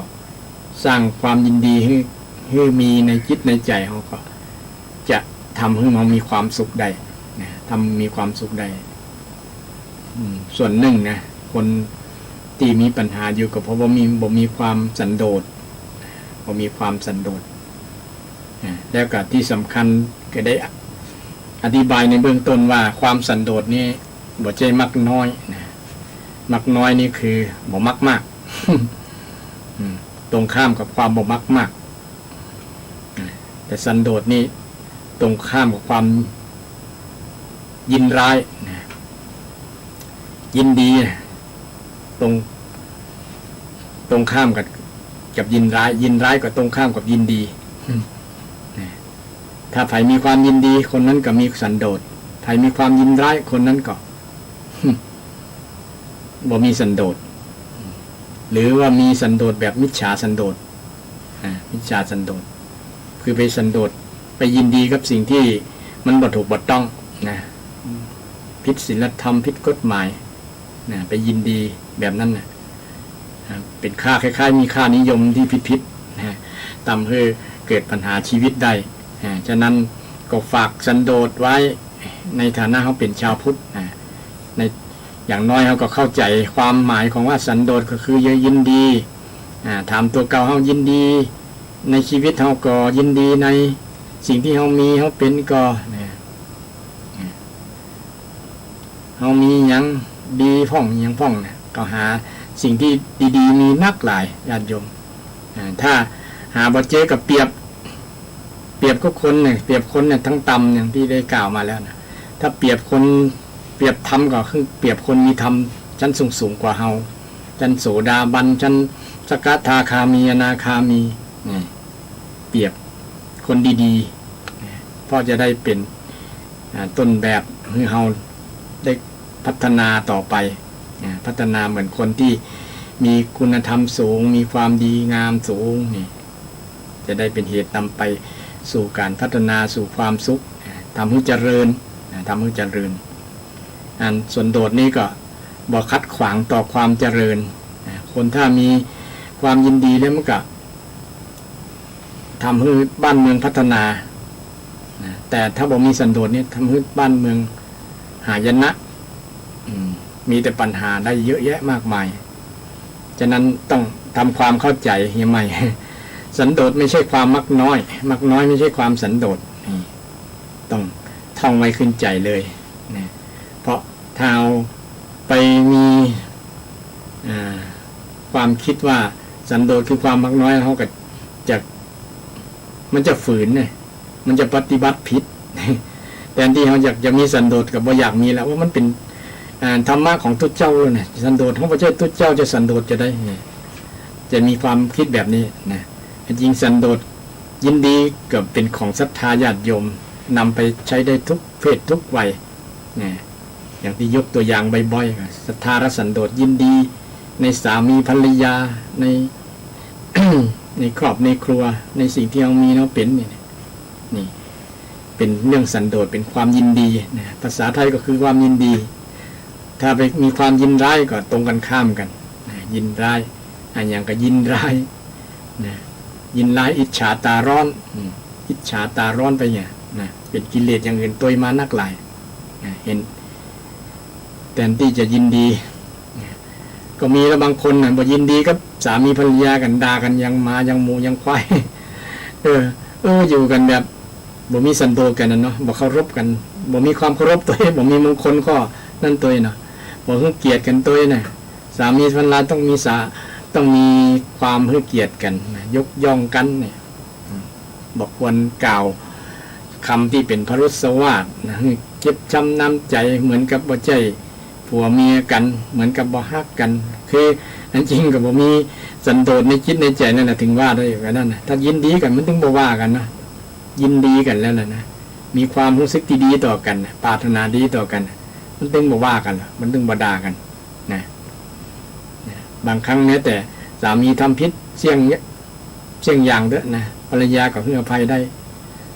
ภรรยาทำบ่ดีเสี่ยงอย่างสามีก็อภัยได้เนี่ยถ้ามีอภัยมีสันโดษเป็นพื้นฐานแล้วมันถึงให้อภัยกันได้เนาะยินดีต่อกันยินดีต่อกันอภัยกันนะก็อยู่กันได้ม่วนแต่มีบางกู้เนาะฟังแล้วก็เหมือนเพิ่นบ่มีจิตมีใจจะอยู่ร่วมกันเลยเนี่ยเหมือนกับตกนรกทั้งเป็นตกนรกทั้งเป็นนะว่ากันเสียให้แทนที่จะใช้วาจาเป็นสุภาษิตนะเป็นมัทุรสวาจ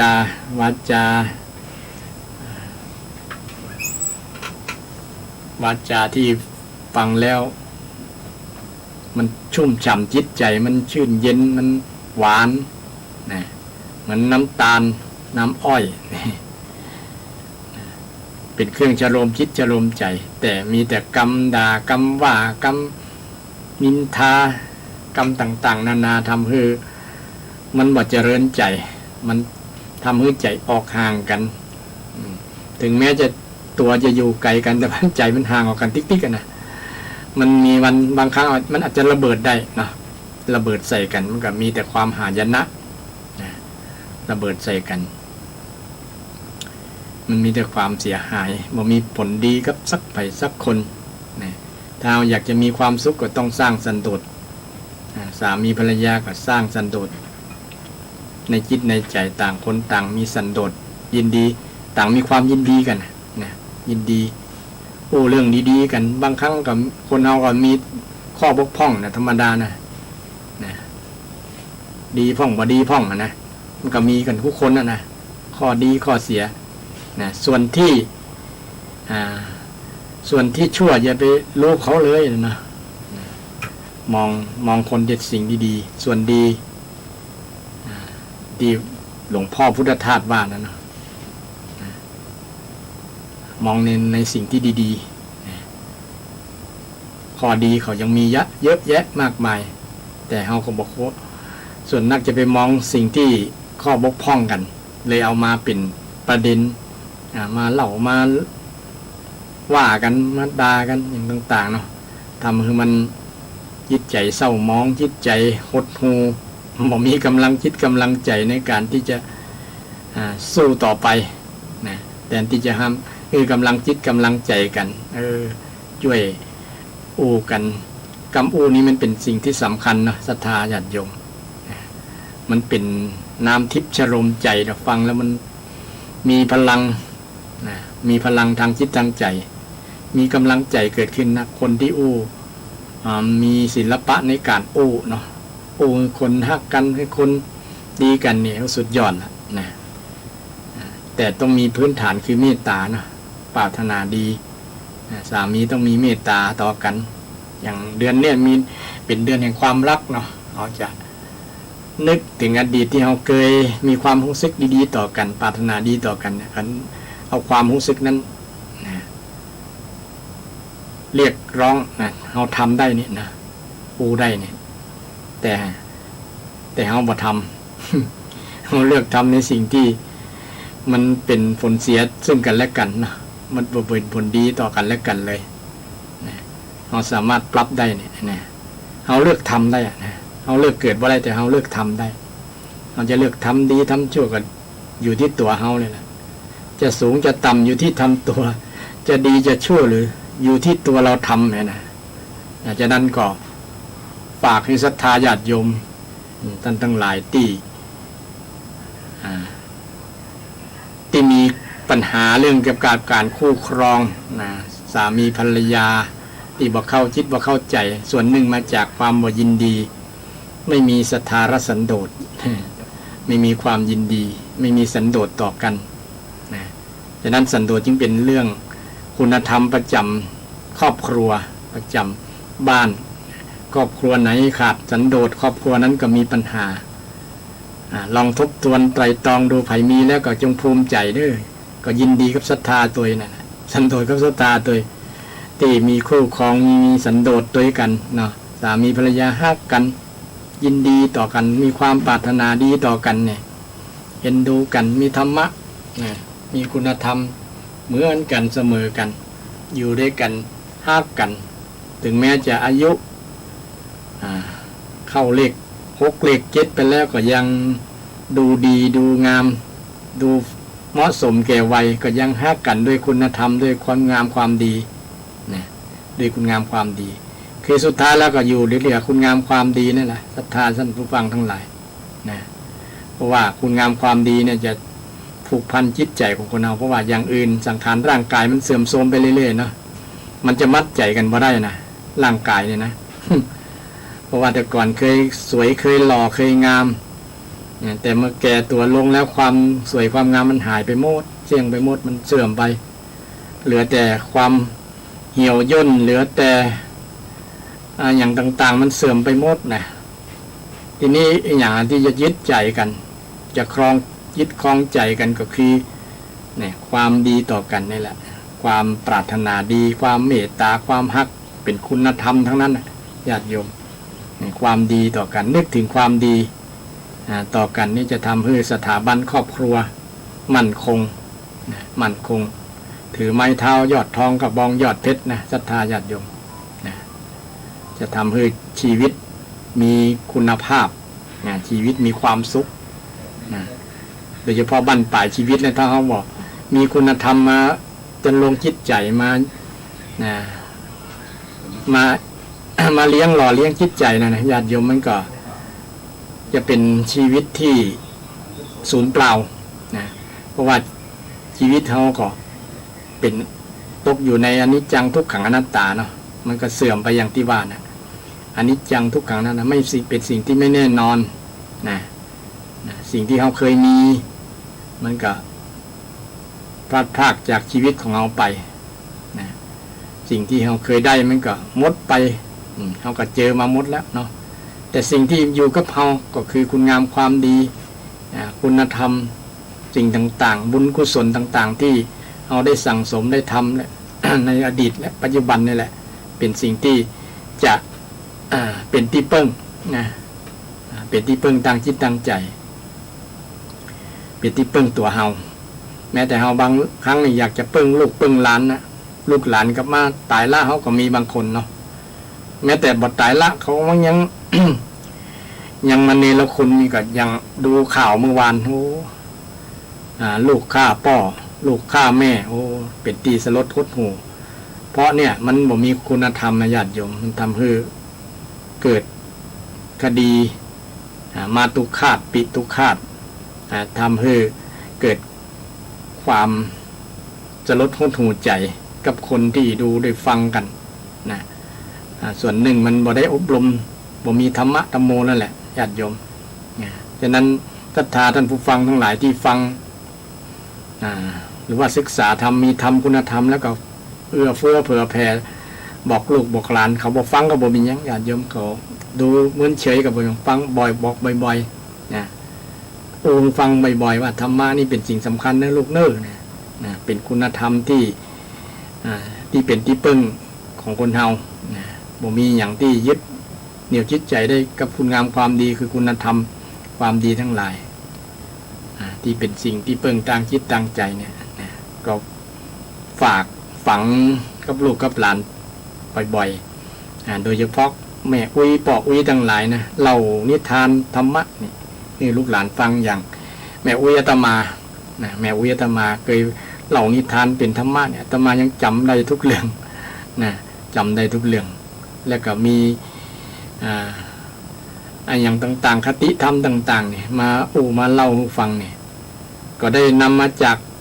นี่แหละอิทธิพลของธรรมะคำสอนของพระพุทธเจ้านี่แหละจากพระองค์สงฆ์องค์เจ้ามาเทศน์ให้ฟังแม่อุ้ยก็จำมาแล้วก็มาเล่าสู่ลูกหลานฟังแต่ลูกหลานเดี๋ยวนี้มันยังว่าแล้วนะมันไม่ค่อยฟังมันติดเกมผ่องติดมือถือติด แล้วก็เป็นเรื่องลำบากนะก็จะอ้างว่าอันอย่าง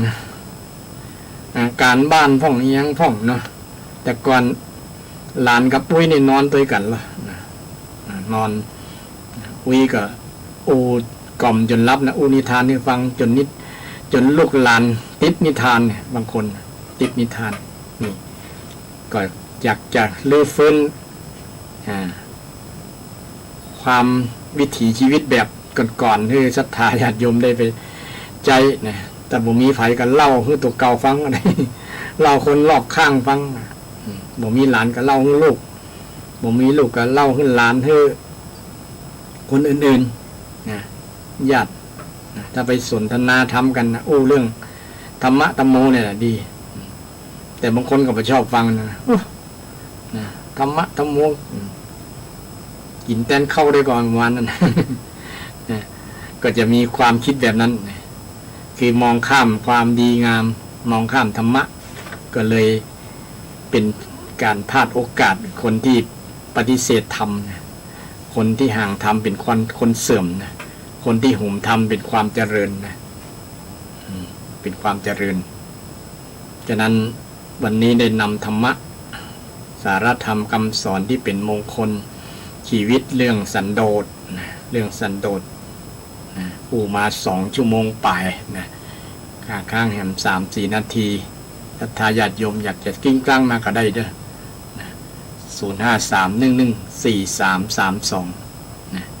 053114332ถ้าผมมีภัยก็จะได้นำรายการจากศรัทธาท่านผู้ฟังไปนะ วันพุธหน้าเนาะวันพุธหน้าก็ตรงกับวันที่9เนาะจะมาปะกับศรัทธาท่านผู้ฟังใหม่จะนำธรรมะมงคลหรือจะนำเรื่องวันสำคัญทางศาสนาวันแห่งความรัก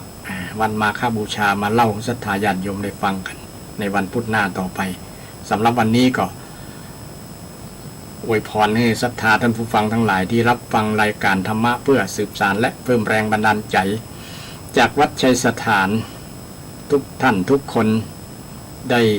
นำเอามงคลชีวิตคือสันโดษไปใจกัน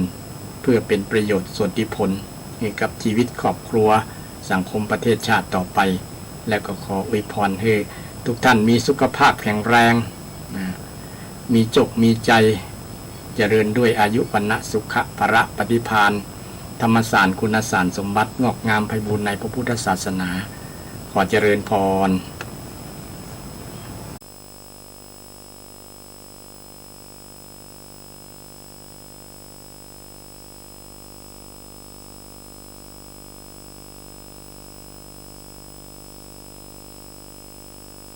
มีอยู่เนาะโยมจากที่ไหนเนี่ย ทางใต้ที่เจ้าทางใต้หลวง ปลาลาม